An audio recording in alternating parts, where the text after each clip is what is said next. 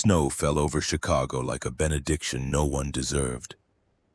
The kind of December night that wrapped the city's sins in white silence, made warehouse executions look almost peaceful. Marcus Kang stood in the doorway of Pier 9, hands in the pockets of his $8,000 Armani coat, watching two men dig through frozen earth with shovels that rang against concrete like bells. The man on his knees wore expensive shoes, Italian leather ruined now by the slush and the pleading. Blood from his broken nose had already frozen into dark crystals on his collar. "Please, Marcus, please, I have kids, 2 daughters, 7 and 9.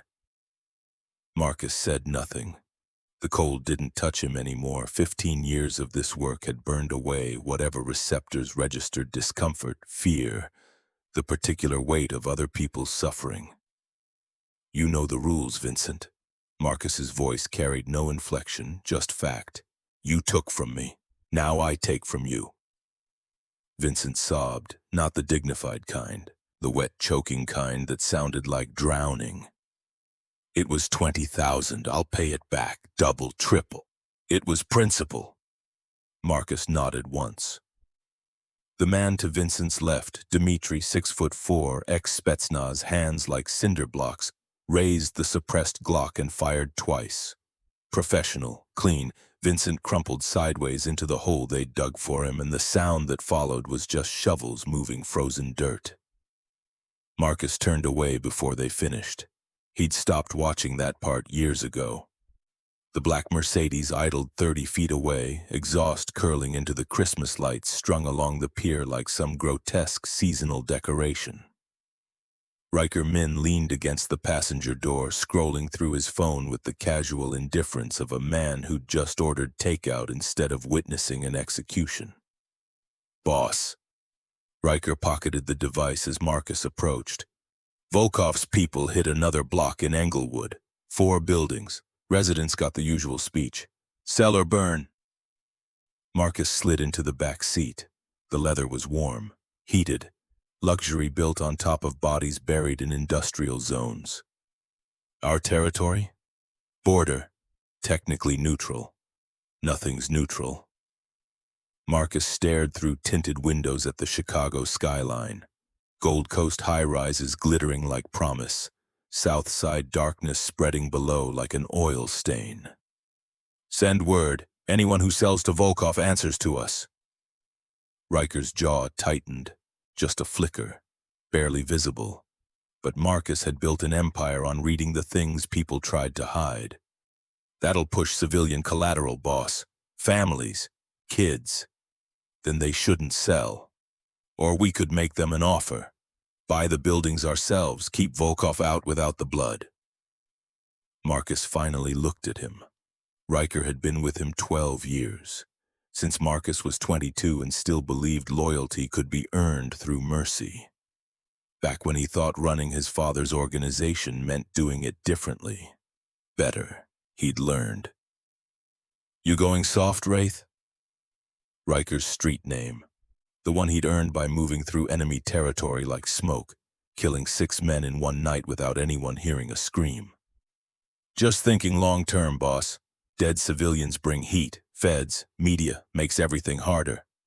Dead civilians who ignored warnings bring heat," Marcus corrected. "Civilians who take our money and keep their mouths shut? Those are assets." Riker nodded, slow, the kind of agreement that sat wrong in his shoulders. "Your call." "It always is." The Mercedes pulled away from the pier, tires crunching over rock salt and someone's forgotten hope. Marcus checked his phone. 43 messages, most from underbosses reporting Christmas Eve collections. Gambling debts paid in desperation. Protection money from restaurants that would close by February anyway. The usual grind of an empire that ran on fear and the promise that fear kept you safe. One message stood out. His mother. "Come home tonight. It's Christmas." He deleted it without responding. Home. As if that word meant anything. The Gold Coast penthouse was 15,000 square feet of imported marble and floor-to-ceiling windows that looked out over a city he owned but never touched. His mother lived there, had lived there since his father died, and Marcus inherited everything at 19. She moved through those rooms like a ghost, trying to make family traditions out of bloodlines that only produced corpses. Marcus hadn't celebrated Christmas in 15 years. Not since his real mother, not the one who birthed him, died of cancer in a hospice bed that smelled like bleach and the particular surrender of bodies giving up. She'd been a waitress, worked 3 jobs to keep Marcus fed after his father went to prison the first time. Died when Marcus was 12, whispering in Korean that he needed to be strong. That strength was the only thing this world respected. He'd believed her. The Mercedes turned onto Michigan Avenue. Christmas lights everywhere. Families walking with shopping bags, faces flushed from cold and the illusion that buying things could fill whatever holes they carried. Marcus watched them like documentary footage, evidence of a species he'd stopped belonging to. "Where to, boss?" Riker's voice through the partition. Marcus almost said the penthouse, almost followed the script. Go home. Sit in silence while his mother tried to serve him dinner and pretend they were something other than 2 people who shared DNA and nothing else. Starlight Cafe, South Ashland. Riker twisted in the front seat. "That dive, boss, it's Christmas Eve. Everything decent is closed." "Then it's perfect." Riker knew better than to argue. The Mercedes changed direction, heading south where the buildings got shorter and the darkness got thicker, where Marcus's empire bled into Volkov's territory, and the only thing keeping the peace was the understanding that all-out war cost more than either of them wanted to pay, for now. Marcus leaned back against the headrest and closed his eyes. Not sleeping, just existing in the space between heartbeats where nothing required decisions, violence, or the performance of being someone who still felt human. The Starlight Cafe had been there since before Marcus was born. A South Side institution that somehow survived gentrification, gang wars, and the slow death of small businesses crushed by chains. It stayed open late because the owner, an old Greek man named Theo, believed coffee was a public service. Marcus had been coming here for 3 years, always late, always alone. Theo never asked questions, never tried to make conversation beyond taking orders. It was the closest thing Marcus had to peace. The Mercedes pulled to the curb. Riker turned again, eyebrows raised. "You want me to wait? Go home. Family night." "I don't have—" "Then find one." Marcus stepped out into the cold. Everyone needs to belong somewhere. He said it like a diagnosis, clinical, the way you'd explain a terminal condition to someone too stupid to read their own test results. Riker drove away, and Marcus stood on the sidewalk watching snow accumulate on his shoulders. The cafe glowed through frosted windows, warm light, empty tables. One woman behind the counter wiping down surfaces with the mechanical efficiency of someone trying to make an 8-hour shift feel shorter. Marcus pushed through the door. The bell above it chimed, old brass, probably original to the building. The sound triggered something in his chest. Not quite memory. More like the echo of a time when bells meant arrival instead of marking territories. The woman looked up. Dark skin, natural hair pulled into a bun. Late 20s, maybe 30. Tired in a way that went deeper than missed sleep. The kind of exhaustion that came from fighting battles no one else could see. "We're open." Her voice carried warmth that didn't quite reach her eyes. Professional distance. "Counter or booth?" "Booth. Far corner." She nodded, already moving to grab a coffee pot. Marcus walked past empty tables to the booth furthest from the windows and door. Habits formed in blood didn't care about Christmas Eve or the illusion of safety. He shrugged off his coat. The dragon tattoo curled up his neck, black ink rendered in traditional Korean style, each scale individually detailed. His father had started it when Marcus turned 18, finished it himself the night before the old man died of a heart attack, leaving Marcus an empire and instructions written in blood. "Coffee?" The woman appeared with a white ceramic mug. No flourishes, no small talk. Black. I'll stay a while if that's acceptable. Counter or booth? She'd already asked that. Marcus looked at her more carefully. The exhaustion wasn't just physical. Something heavier. The weight of carrying too much with hands that couldn't hold it all. Booth's yours as long as you need. She walked away before he could respond. Marcus wrapped his fingers around the mug's heat and stared into black liquid like it held answers to questions he'd stopped asking. From somewhere near the kitchen, a small voice broke the silence. "Mama, can I have more orange juice?" Marcus's grip tightened on the cup. A child. Here. In his sanctuary. "In a minute, baby. Let me help this gentleman first." The woman, the mother, returned with a second pot, topping off his untouched coffee. Up close, Marcus could see the details, chapped hands from harsh soap. A scar on her left wrist, faded but visible. The particular tension in her shoulders that came from waiting for the next disaster. "Let me know if you need anything else." "Thank you." She paused, just a half second, like his politeness surprised her. Then returned to the counter, and Marcus was alone with his coffee and the knowledge that peace was a lie he'd told himself for 3 years. He pulled out his phone, scrolled through encrypted messages from Riker. Volkov had made another move. 2 more buildings. Families given 72 hours to decide between selling and burning. Marcus typed a response. "Buy the buildings. Market rate plus 20%. Anyone who refuses gets a second visit from Dmitri." He sent it. Watched the message turn from sending to delivered to read. Riker would handle it. Riker always handled it. That's what made him valuable. That's also what made him dangerous. 12 years of loyalty meant 12 years of learning exactly how Marcus thought, how he moved, where the pressure points were. In their world, knowledge was currency, and Riker had been saving up. Marcus pocketed the phone and looked toward the kitchen. The child was visible now, sitting in a corner booth with coloring books spread across the table. 7, maybe 8 years old, dark braids tied with red ribbons, pink sweater decorated with snowflakes. The kind of innocence that shouldn't exist this close to Marcus's world. She colored with intense focus, creating elaborate scenes with worn crayons that had seen better days. Every few seconds she'd pause, study her work, then add another detail. An artist in training, or just a kid trying to build something beautiful in a world that kept taking things away. Marcus found himself watching. Not obviously. Years of surveillance made sure he never gave away what he observed.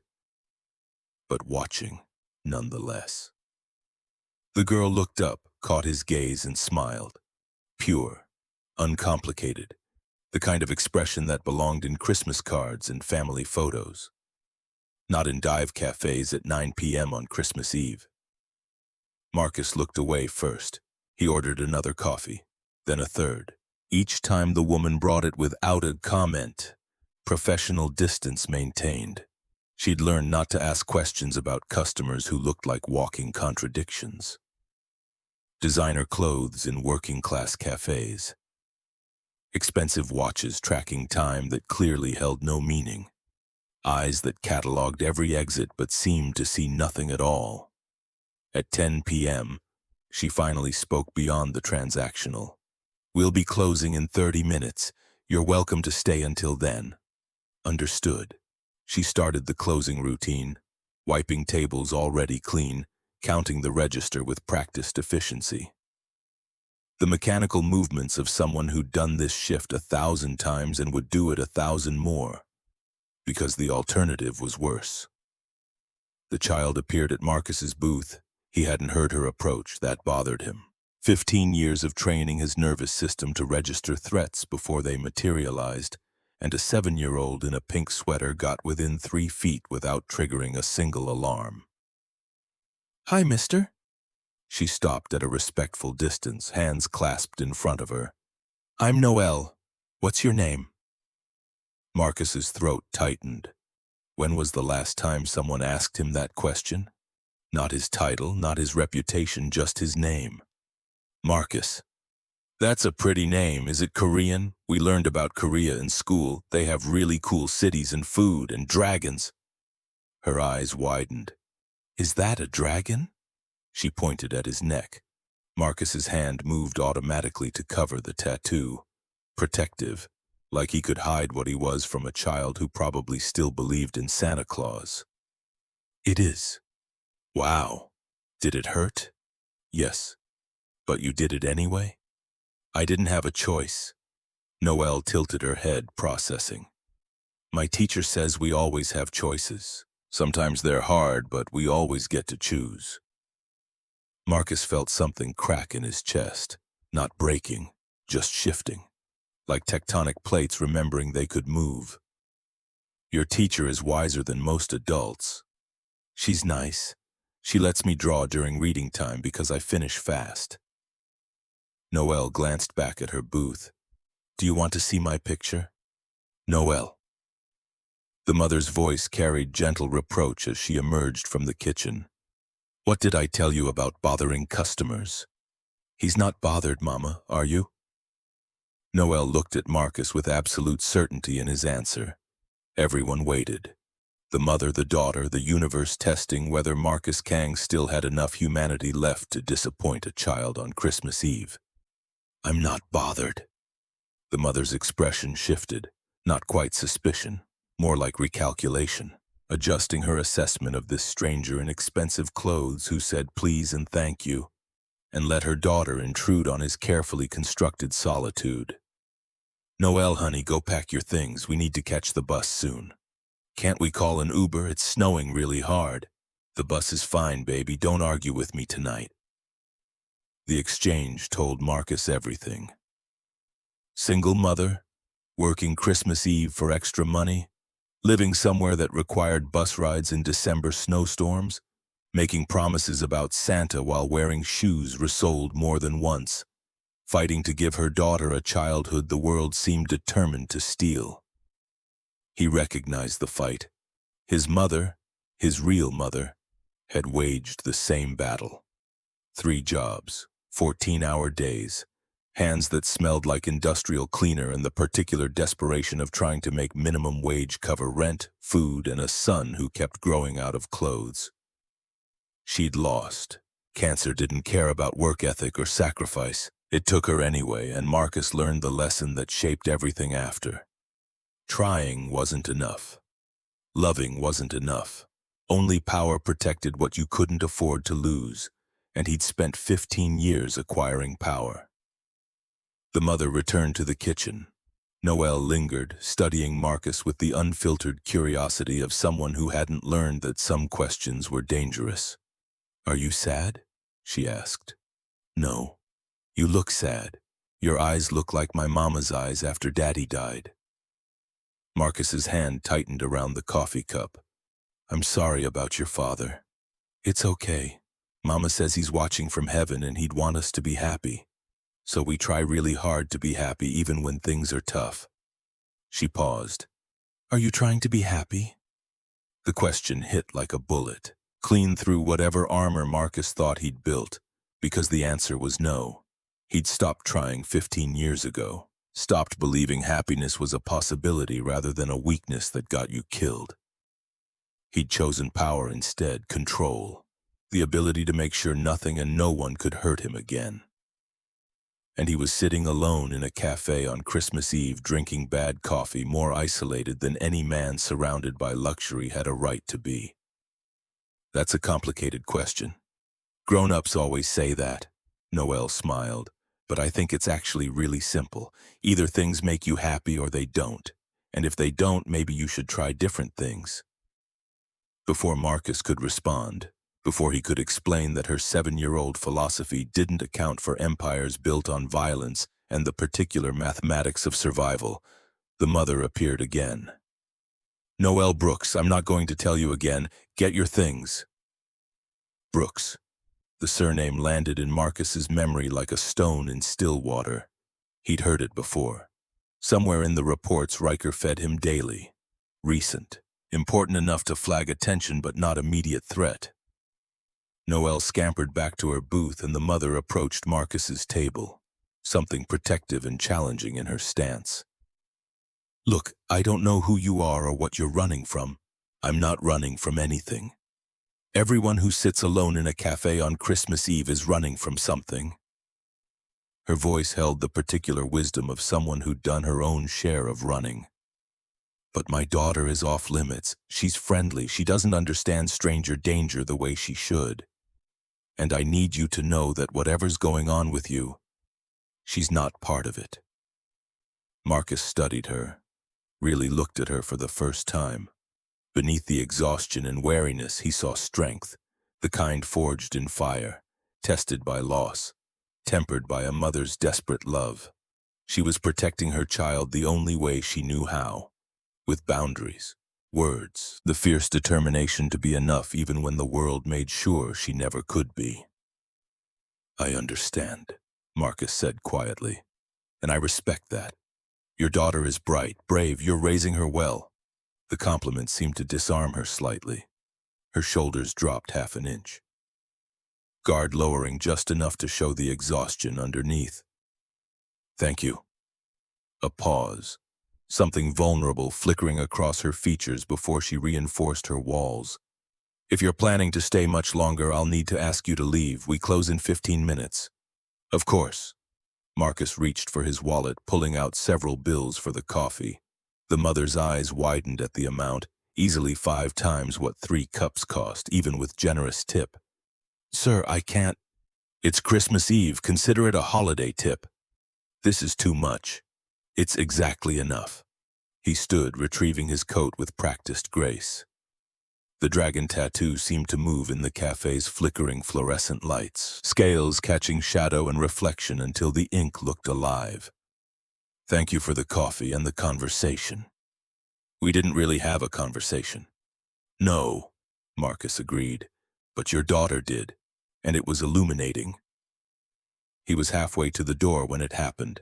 Behind him, a chair scraped, the sound of small feet climbing, then Noelle's voice, bright with determination. I can reach it, Mama. I got it. The physics happened in slow motion. Noelle stretching for her coat on a hook just out of reach. The booth seat, old vinyl worn smooth by decades of use, providing no traction. Her foot slipping, body twisting, falling backward at the exact angle that would send her skull into the table's sharp corner. Marcus moved on pure instinct. 3 rapid strides, arms extending, catching Noelle before impact, his body absorbing the momentum, the world snapping back to normal speed as her weight settled against his chest. For a heartbeat, absolute silence. Then Noelle giggled, completely oblivious to the danger she'd been in, delighted by the unexpected adventure. Whoa! That was like flying! Noelle! The mother rushed over, heart hammering visible in her throat. Oh my God, baby, are you okay? I'm fine, Mama. The mister caught me. Marcus carefully set Noelle down. His hands trembled, just slightly. A reaction that would alarm his underbosses who'd never seen him display physical evidence of emotion. You should be more careful. I will. Noelle looked up at him with absolute trust, complete certainty of her safety in his arms, then threw her small arms around his waist in an impulsive hug. Thank you for saving me, Mr. Marcus. The embrace lasted perhaps 3 seconds during which Marcus stood frozen. Arms suspended awkwardly, having absolutely no idea how to respond to spontaneous affection from a child who didn't know what he was. When Noelle pulled back, still smiling, Marcus met the mother's gaze. She looked shaken, professional distance shattered by maternal terror and gratitude. Thank you. Her voice unsteady. If you hadn't been there. But I was. He retrieved his coat again. Needed to leave before this moment became something he couldn't walk away from. Before the crack in his chest widened into something that couldn't be sealed. Be careful getting home. The roads are dangerous tonight. We're taking the bus. The mother stopped, something in his expression making her reconsider finishing that sentence. Marcus looked out at the snow falling heavier now, coating streets in treacherous white, buses running late or not at all because the city never properly prepared for winter despite living in it every year. Where do you live? That's not your concern. Humor me. The mother's jaw set stubbornly. She didn't owe this stranger any explanations, didn't need his judgment or his pity. But something about the way he'd caught Noelle, the careful gentleness of his movements, made her answer despite better judgment. Englewood, about 40 minutes on the bus. Englewood. The word hit Marcus like confirmation of something he'd already suspected. The neighborhood Volkov was systematically dismantling, where families got 72-hour ultimatums and buildings burned when residents chose wrong. Marcus pulled out his phone, typed rapidly. "I'm calling you a car service." "Absolutely not. It's already done. The car will be here in 5 minutes. I don't accept charity. It's not charity. It's basic human decency on a night when a mother and daughter shouldn't be waiting for buses in a snowstorm." His voice held authority that didn't invite argument. "Besides, I own the car service. It's no inconvenience." The admission hung in the air, first real piece of information he'd offered about himself. The mother's eyes narrowed, reassessing him with new context. A man who owned car services, wore $1,000 suits, sat alone in working-class cafes on Christmas Eve. "Who are you?" "Someone passing through." Marcus buttoned his coat, preparing to step back into the winter night. "Someone who's grateful your daughter reminded me that kindness still exists in the world." Before the mother could respond, before she could thank him or question him or tell him she had this under control, Noelle's voice cut through the tension. "Mr. Marcus?" The little girl had been quiet during the exchange, watching with the particular attention of children who understood more than adults credited them for.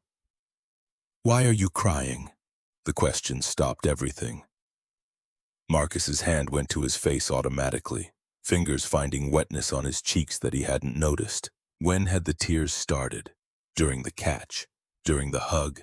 During the realization that this child's easy trust was something he'd never earn if she knew the truth? He couldn't remember the last time he'd cried. Years. Certainly since his mother's funeral when he'd been 12 and determined to prove he was man enough to survive without her. The tears felt foreign on his skin. Weakness he couldn't afford, evidence of cracks in armor that needed to remain impenetrable. "I'm not—" Marcus started but stopped. Lying to her felt wrong. Noelle moved closer, her small hand reaching out to take his much larger one, the gesture natural, guileless, offered with the particular generosity of someone who didn't understand that comfort was something you rationed carefully. "It's okay to be sad sometimes. Mama says tears are just feelings that overflow when we try to keep them all inside. She says it's braver to let them out than to pretend they don't exist." Marcus looked at this child, looked at this, 7 years old, living in Englewood, taking buses in snowstorms, missing her father, celebrating Christmas with worn crayons and hope, and saw a kind of courage he'd never possessed, the courage to remain soft in a world that demanded hardness, to offer kindness when experience taught withholding, to believe in goodness despite evidence to the contrary. "Don't cry, sir." Noelle squeezed his hand gently. Her next words spoken with absolute sincerity. "You can borrow my mom if you need one. She gives really good hugs, and she always makes things better." The offer, so innocent, so generous, so completely impossible, broke something fundamental inside Marcus Kang. Not loudly, not dramatically, but with the quiet certainty of ice cracking beneath spring's first warmth. 15 years of walls, 15 years of careful control, 15 years of convincing himself that isolation equaled strength and detachment equaled survival, demolished by a 7-year-old who offered to share her mother with a stranger because she couldn't bear to see someone sad. Marcus tried to speak, couldn't. His chest hitched, jaw clenched, eyes closing briefly against whatever memory Noelle's words had summoned. When he opened them again, they held raw vulnerability that made him look years younger, less dangerous, more human. "That's very kind," he managed, voice rough with suppressed emotion. "But I should go." Through the cafe's front window, a sleek black sedan had pulled up to the curb, completely out of place in this neighborhood. The driver got out, opening the rear door in a display of service that belonged in movies, not reality. The mother gathered their belongings with quick efficiency. Marcus could see her processing, calculating, understanding that this stranger had inserted himself into their lives with resources and influence she couldn't match. She should be frightened, should recognize danger and generosity, this coordinated, this comprehensive. But Noelle was tugging at Marcus's sleeve now, making him bend down to her level, then wrapping her small arms around his neck in a fierce hug that held no reservation, no fear, just uncomplicated affection. "Merry Christmas, Mr. Marcus," she whispered. "I hope you find something that makes you happy." When she pulled back, Marcus's carefully constructed mask had completely disintegrated. He looked at this child like she was something precious and fragile, something he wanted to protect but didn't know how. "Merry Christmas, Noelle," his voice barely above a whisper. Then looking up at the mother, meeting her eyes with something unspoken passing between them. Recognition, maybe, of two people who'd learned survival the hard way and carried scars the world couldn't see. "Take care of each other. We always do," the mother replied, something in her tone suggesting she understood more than she was saying. Marcus stood in the empty cafe and watched them settle into the car. Noelle pressing her face against the window, waving enthusiastically until the sedan disappeared into the snowy night. Then he was alone, surrounded by Christmas decorations that seemed to mock his isolation.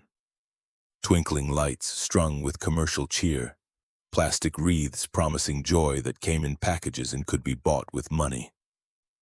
His phone buzzed insistently, messages from Riker, a situation developing, Volkov making moves, Dmitri waiting for orders, the Empire demanding his immediate attention because power didn't take holidays.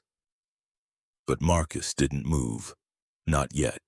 Instead, he walked back to the booth where Noelle had been coloring, found the picture she'd left behind, a family drawn in bright crayons, stick figures holding hands beneath a smiling sun, 3 figures, a woman, a child, and next to them added in darker colors, a taller figure, a man with something that might have been a dragon curling up his neck. She'd drawn him into her family. The realization settled in Marcus's chest with unexpected weight. This child who'd known him for less than an hour had seen something worth including in her perfect world, had offered him belonging without conditions, comfort without questions, acceptance without judgment. And he was a man who destroyed things, who built empires on fear and maintained control through calculated violence, who'd learned at his father's knee that mercy was weakness and emotion was a liability that got you killed. What could he possibly offer a child like Noelle except contamination? Marcus pulled out his phone, this time not to check messages from his organization, but to make a different kind of call. "Riker," his voice steady now, control reasserted. "I need information on someone. Isadora Brooks, works at Starlight Cafe, South Ashland. Find out everything, where she lives, financial situation, any debts, any threats. Boss, is everything? Just do it. And Riker, I want it done quietly. No one approaches her, no one contacts her, just information." He ended the call, made another, this one to the car service manager. "The woman and child I just sent home. Make sure the driver waits until they're safely inside.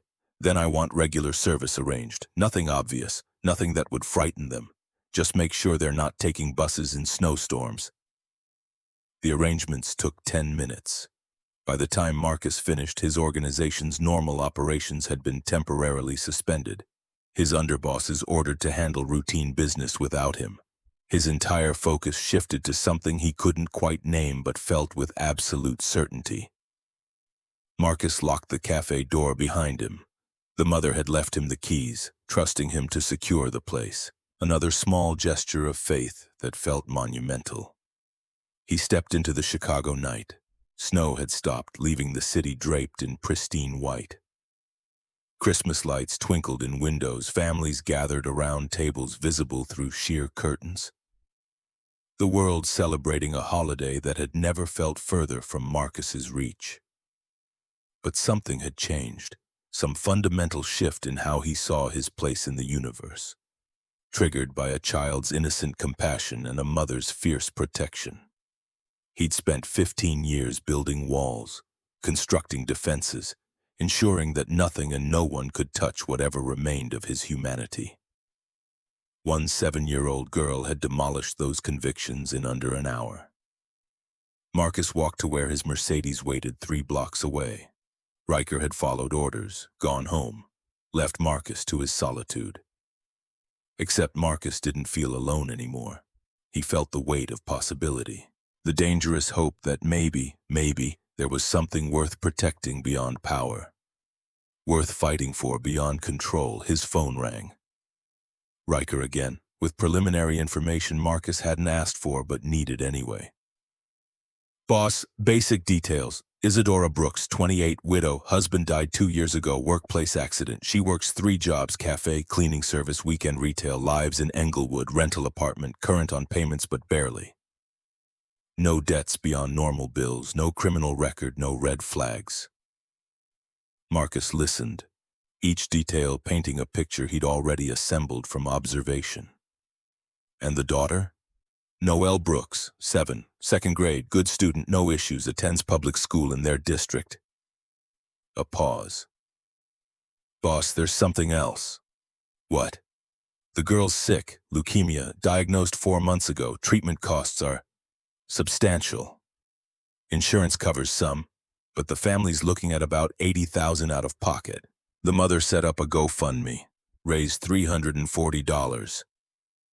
80,000. 340, the mathematics of desperation, of a mother watching her daughter die because America decided healthcare was a privilege you bought with money most people would never have. Marcus had 80,000 in his wallet. Well, not literally, but he could move that amount with a phone call, could solve this problem before dawn without affecting his empire's operations. He could save Noelle's life the way he'd saved her from falling.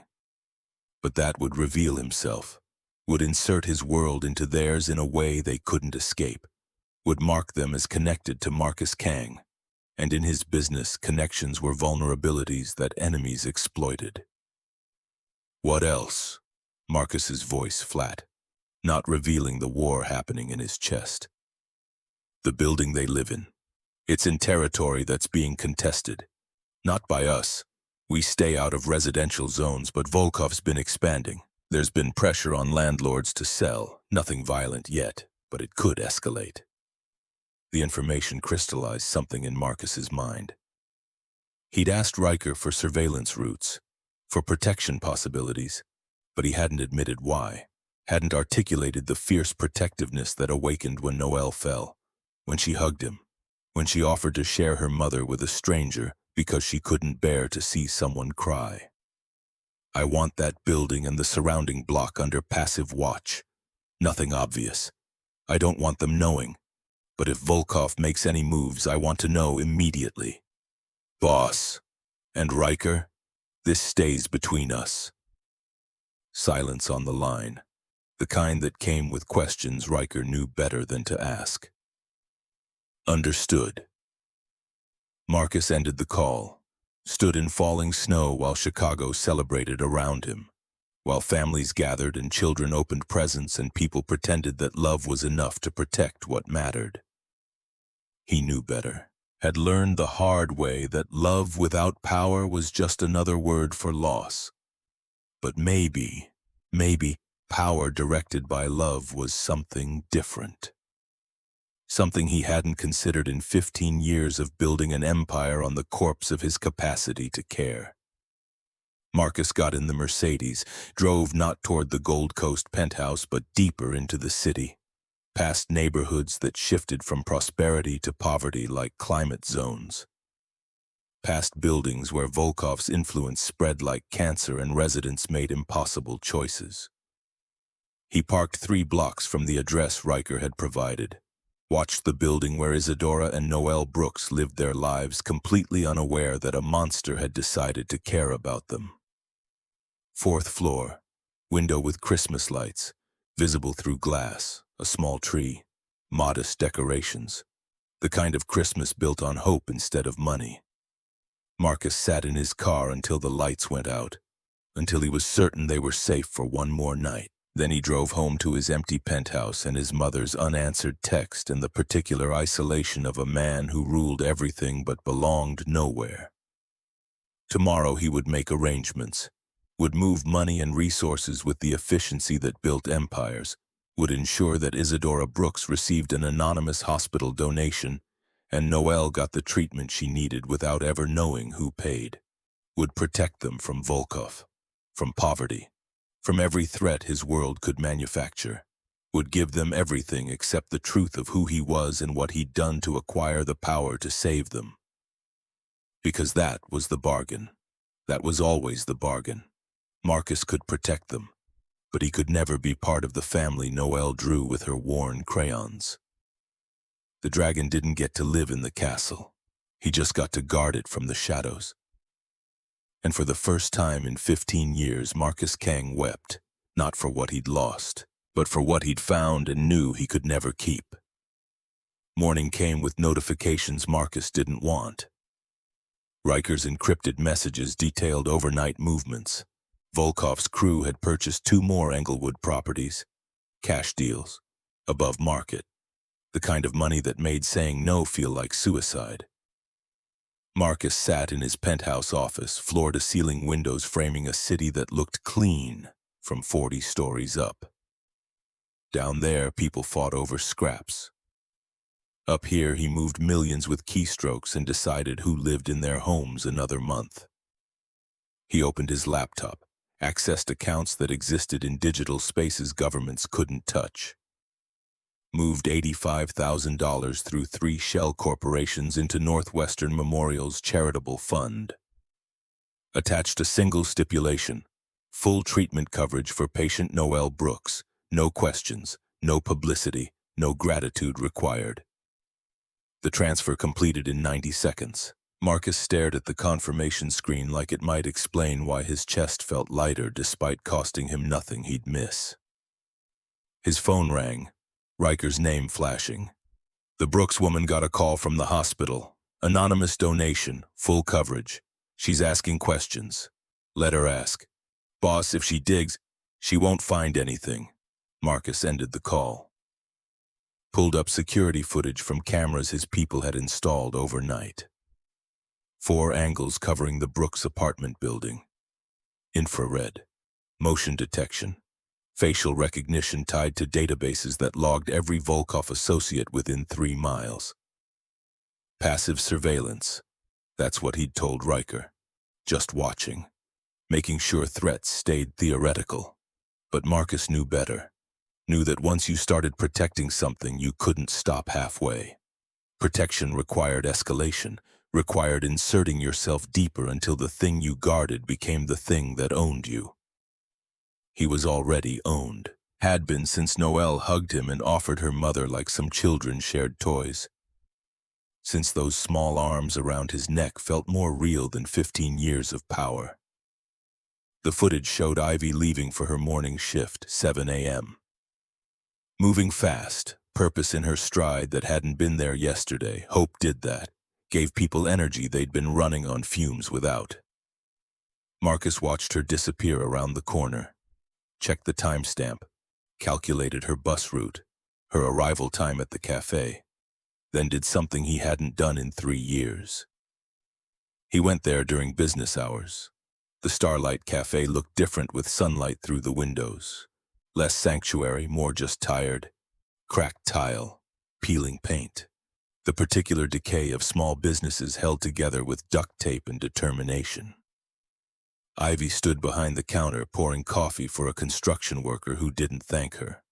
She moved with mechanical efficiency, muscle memory taking over while her mind clearly processed elsewhere. Marcus took a booth, not his usual corner, somewhere with clear sightlines to the counter, where he could watch her work and pretend he wasn't cataloging every detail like evidence. She didn't notice him for 5 minutes, served 3 other customers first. Then her gaze swept the room on autopilot and landed on his face. Recognition hit her features like voltage, confusion following immediately after. This man didn't belong in daylight, didn't fit the script of Christmas Eve isolation and expensive tips. She approached his table, professional mask firmly in place. "And coffee, please?" Ivy returned with the pot, poured without meeting his eyes. Marcus could see the questions building behind her carefully neutral expression. "Thank you for the car last night, and for everything." "You're welcome. The hospital called this morning." Her voice dropped. Testing. Waiting for confirmation or denial. Someone donated money enough to cover Noelle's treatment, all of it. Marcus sipped his coffee. "That's fortunate." "Is it?" Their eyes met. Hers searching for truth, his offering nothing but the same careful control that built empires and buried bodies. "I mean, what are the odds?" Ivy's hands tightened on the coffee pot. "We meet a stranger on Christmas Eve. He calls us a car, tips $500 for 3 coffees, and 12 hours later someone anonymously pays $80,000 for my daughter's medical bills? The odds are irrelevant. Your daughter gets treatment, that's what matters. I don't accept charity from strangers." "Good thing it wasn't from me then." Ivy's jaw clenched. "I'm not stupid, I know what this is." "What is it?" "Guilt money. Or worse, leverage. You give me something I can't refuse, then later you want something I can't give." Marcus set down his cup. "I want nothing from you, Ms. Brooks. If someone chose to help your daughter, accept it. Don't create debts where none exist. In my experience, men like you don't do things without expecting returns. Men like me. Men who wear suits that cost more than my annual rent, who have cars and drivers and the kind of money that solves $80,000 problems overnight." Her voice shook slightly, anger mixing with fear. Men who show up alone on Christmas Eve looking like they're running from something they can't name. Marcus stood, left $40 on the table for a $4 coffee. "I'm not running from anything, Ms. Brooks, and I don't expect returns on investments I didn't make." He walked toward the door, made it 3 steps before her voice stopped him. "Noelle drew you a picture after we got home. Said she wanted to thank you for catching her." Marcus turned. Ivy held out a folded piece of construction paper. Yellow, crayon bright. "She wanted me to give it to you if you came back. I told her you probably wouldn't, but here you are." Marcus took the paper, unfolded it carefully. The drawing showed 2 stick figures, one tall with something dark around its neck, one small with red ribbons in her hair, both holding hands. Above them, words in uneven letters. "Thank you for saving me." Something cracked in Marcus's chest, different from last night, sharper, like bone breaking instead of ice. "Tell her she's welcome." He left before Ivy could respond, before the questions in her eyes demanded answers he couldn't give without exposing everything he'd spent 15 years hiding. Outside, Riker leaned against the Mercedes, arms crossed, expression unreadable. "Didn't know you made social calls, boss." Marcus slid into the back seat. "I don't." "Right. You just randomly visit cafes where you dropped 100 grand last night. 85. My mistake." Riker pulled into traffic. "So what are we doing? Playing savior? Buying redemption one struggling family at a time?" "We're making sure Volkov doesn't expand into residential zones. By personally guarding one building? By establishing precedent. Volkov takes that block, he takes the next, then the next. Eventually he's at our borders asking why we let him walk right up." Riker glanced in the rear view. "That's the official reason. What's the real one?" Marcus didn't answer. Kept Noelle's drawing folded in his pocket and stared out the window while Chicago blurred past, buildings shifting from decay to development. The city's eternal transformation eating itself from the edges in. His phone buzzed. A text from an unlisted number. "This is Ivy Brooks. Got your number from the car service. We need to talk. Not about money. About what happens next." Marcus stared at the message. Ivy Brooks, who didn't have his number now, had his number because he'd been careless. Because he'd used his own service instead of setting up proxies. 15 years of careful distance compromised by one night of acting human. He typed a response. "What happens next is your daughter gets healthy. Nothing else needs to happen." Her reply came immediately. "Men who pay $85,000 don't just walk away. I need to know what you want, so I can decide if I'm willing to give it." Marcus felt something tighten in his throat, the assumption that his help came with price tags, that kindness was just debt collection by another name. "I want nothing, and if that's impossible for you to believe, I'm sorry your experiences taught you to expect wolves in every gesture." He regretted it the moment he sent it. Too honest, too revealing. The kind of vulnerability that got used against you when enemies went looking for pressure points.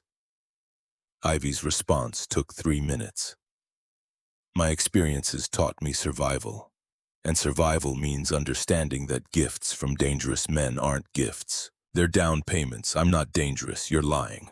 I've seen dangerous, know what it looks like. You wear it better than most, but it's there. In how you move, how you watch exits, how you caught Noelle before I even registered she was falling." Marcus closed his eyes. This woman was too observant, too smart, saw through performances that fooled federal prosecutors and rival bosses. "If I'm dangerous, why are we texting? Because dangerous men who save children confuse me, and I need to understand things that confuse me. Understanding requires proximity. Are you sure you want that?"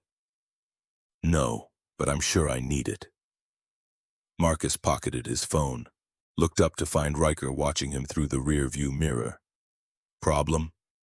Just a civilian asking questions. The Brooks woman? She's perceptive. Perceptive civilians are liabilities, boss, especially ones you've marked for protection." "I haven't marked her for anything." Riker's expression suggested he knew that was a lie. "Where to?" "The penthouse. I need to make calls." What Marcus needed was distance, space to think without Ivy's questions picking at foundations he'd built on refusing to answer. But distance required not responding to her texts, and not responding felt like another kind of abandonment, another confirmation that she was right about wolves and down payments. His phone buzzed again. "Noelle wants to know if you'll come to her birthday party." "March 14th. Nothing fancy. Just cake and kids from school."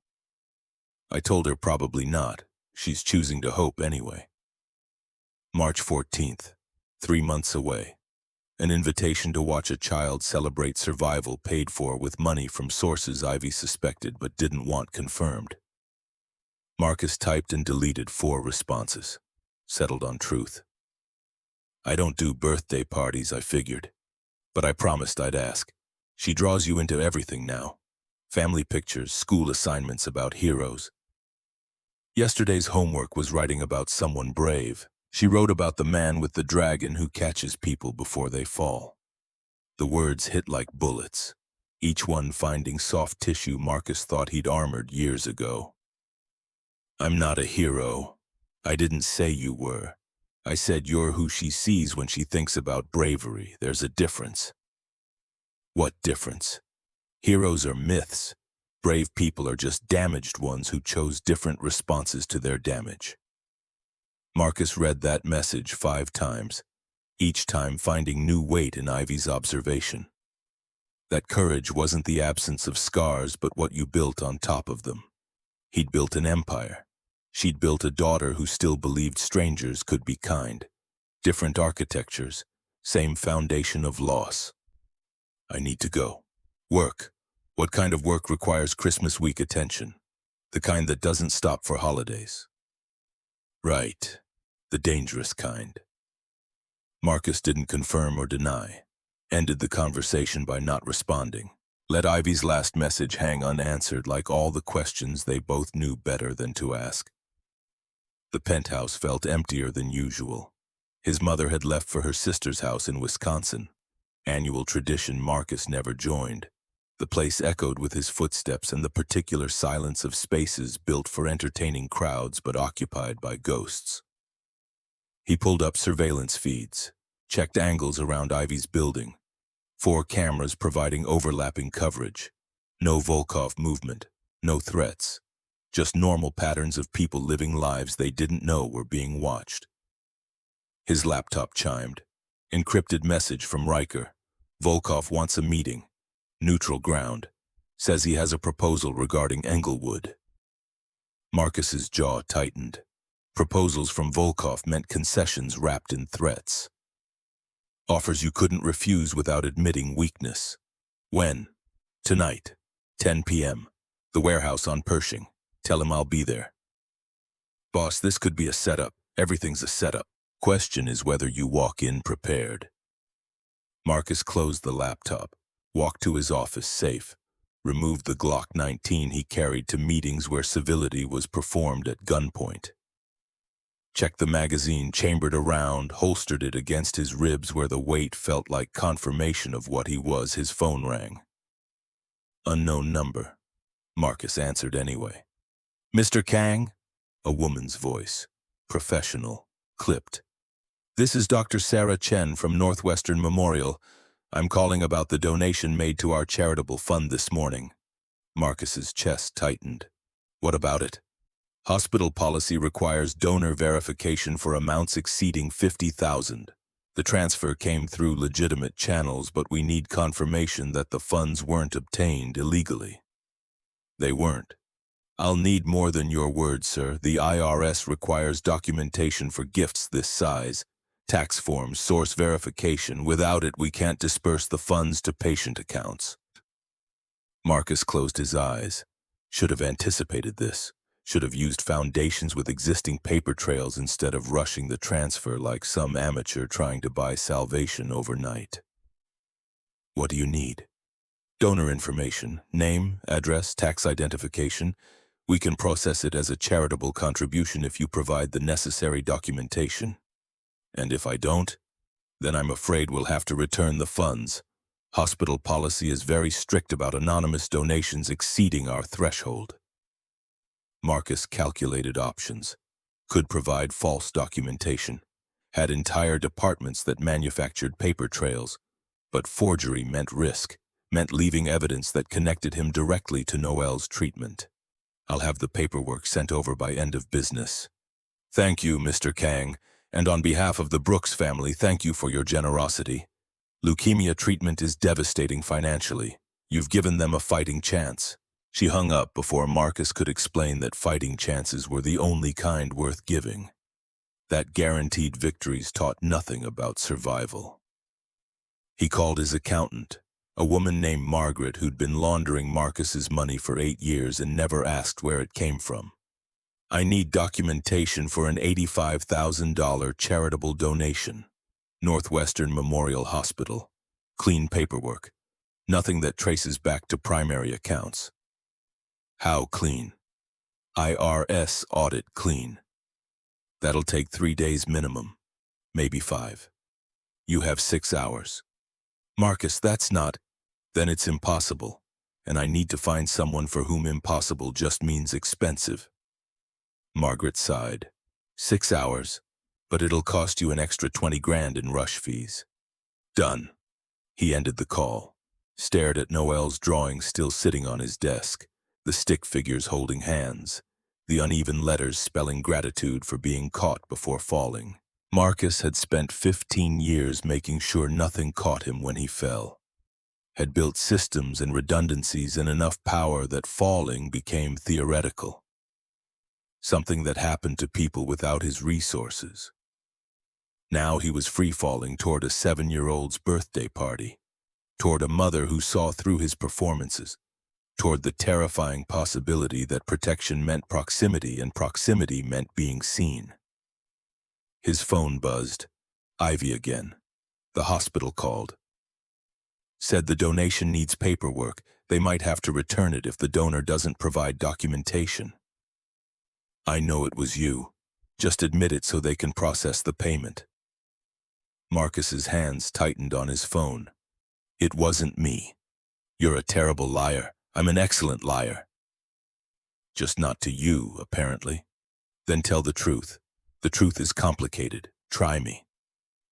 Marcus stared at those two words, an invitation to vulnerability he wasn't equipped to accept, to admitting that he had paid for a child's medical treatment because she hugged him and it felt like being human again. The paperwork will be handled. Your daughter gets her treatment. That's all the truth that matters. Why? Why what? Why do you care? You don't know us, don't owe us. So why does a stranger drop $85,000 on a kid he met once? Because that kid reminded me I used to have a heart. Because her mother looks at me like I might still be worth saving. Because for 15 years I've built an empire on refusing to care, and one night in a cafe broke the system. Marcus typed none of that, sent something safer instead because someone should, and I had the means. That's not an answer. It's the only one I have. Ivy didn't respond. Marcus watched the 3 dots appear and disappear 4 times. Each time his chest tightened with anticipation of whatever truth she was deciding whether to share. Finally, Noelle asked if you have kids. I told her I didn't know. Do you? No. Ever want them? No. Why not? Because children need fathers who come home. And I'm not that kind of man. What kind are you? The question sat on his screen like a trap, asking Marcus to categorize himself for someone whose opinion suddenly mattered more than it should. The kind your daughter shouldn't draw pictures for, too late. She's already started one for your birthday. Asked when it was so she'd know if she had time to make it perfect. Marcus felt something crack behind his sternum. How does she know I have a birthday? He caught himself, sent the text before realizing he'd broken into verbal response. Distance collapsing between digital and real until Ivy's questions felt like someone sitting across from him demanding answers. Everyone has a birthday, Marcus. Even dangerous men who pay for sick children and pretend they don't care. I never said I don't care. You didn't have to. It's in how you won't admit the donation. How you keep using distance words. Someone should help. The means were available. Like you're narrating someone else's generosity instead of owning your own. Maybe I am. That would make you a coward. And whatever you are, you're not that. Marcus read that message until the words blurred. Ivy Brooks, who knew nothing about him, had just declared him brave, had looked at the careful walls and performances and seen through to something Marcus had stopped believing existed. How do you know what I am? I don't, but Noelle does. Kids see truth adults hide from. She looked at you and saw someone worth saving. I'm choosing to trust her instincts. Your daughter's instincts could get her hurt, so could mine. But we're both still here, still trying, still hoping that somewhere in this city is someone who'll catch us when we fall. The vulnerability in those words hit Marcus like confession. Ivy wasn't just talking about Noelle anymore, was revealing her own freefall, her own desperate hope that protection existed beyond what she could provide alone. Marcus wanted to promise he'd catch her, wanted to offer assurances that his resources and power made safety achievable, that she could stop fighting alone because he'd picked up half the weight. But promises required trust, and trust required truth, and truth meant admitting that the man offering protection was also the kind Ivy needed protection from. I have to go. Meeting. The dangerous kind? All my meetings are dangerous. Then be careful. 2 words. Simple. Devastating in their casual intimacy. Like Ivy had forgotten Marcus was a stranger and defaulted to the kind of concern you showed people who mattered. Marcus pocketed his phone, checked his weapon, called Riker to confirm the meeting with Volkov. 10 p.m. Pershing Warehouse. Neutral ground where neutrality was theater and everyone came armed. He had 8 hours to prepare. 8 hours to build strategies and counter-moves and escape routes. Instead, he spent them watching surveillance footage of Ivy's building, memorizing patterns, cataloging threats, transforming protection from abstract concept into tactical reality.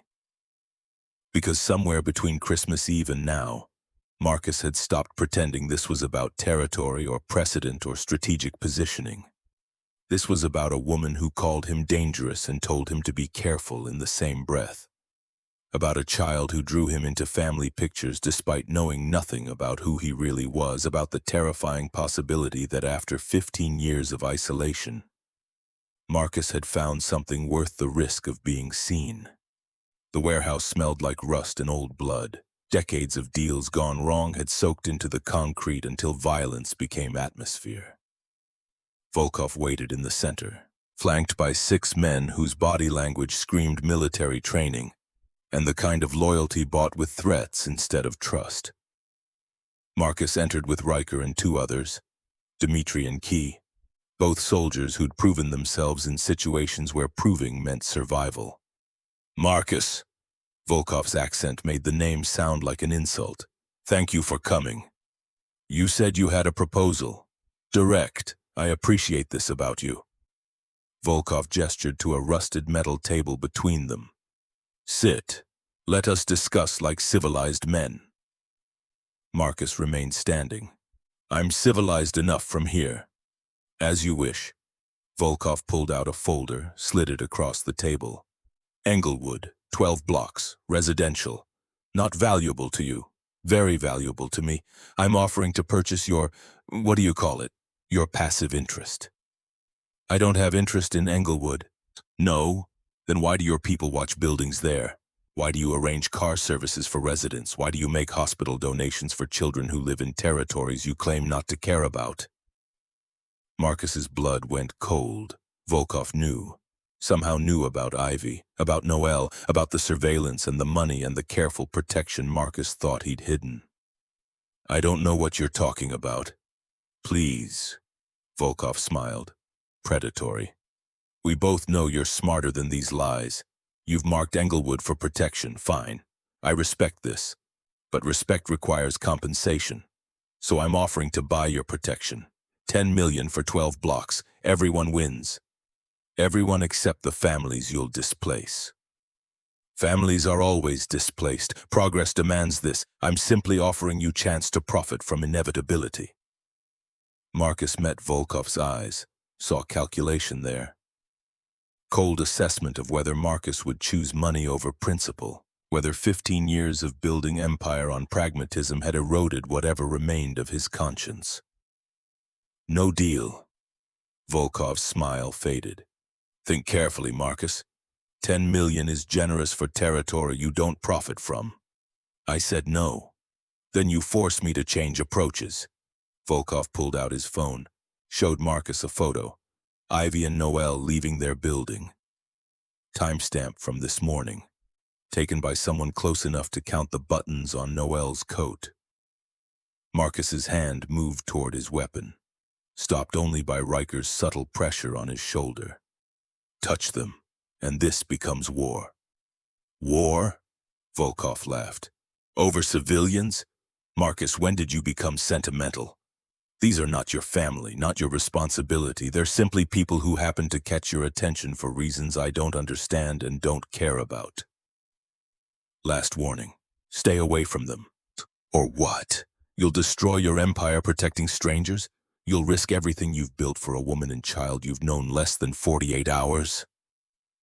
Volkov leaned forward. I don't believe you're that foolish. So here's my counter-proposal. You stay out of Englewood. I promise the Brooks family remains untouched. They can keep their apartment, keep their medical donations, keep living their small lives. All you have to do is nothing. Marcus felt the trap close, accept Volkov's offer, and he traded Ivy's safety for abandoning everyone else in those 12 blocks. Refuse and Volkov would make examples that started with the one family Marcus had revealed he cared about. I need time to consider. Of course. You have until New Year's Eve, midnight. After that, my offer expires and my patience with it. Volkov stood.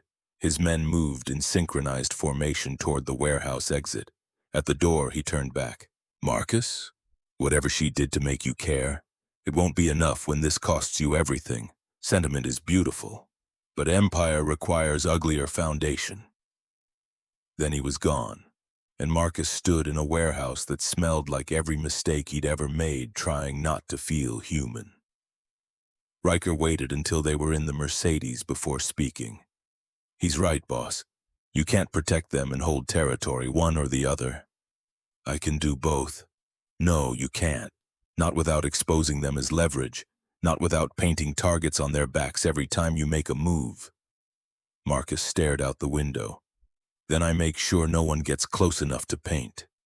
That's not sustainable. Eventually someone will. Eventually doesn't matter.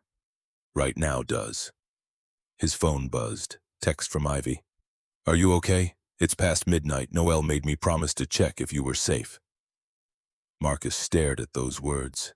This woman who barely knew him had stayed up past midnight because a 7-year-old worried about his safety. Had sent a text that assumed Marcus's well-being mattered enough to check on. I'm fine. Meeting ran long. The dangerous kind? They're all dangerous. Did you win?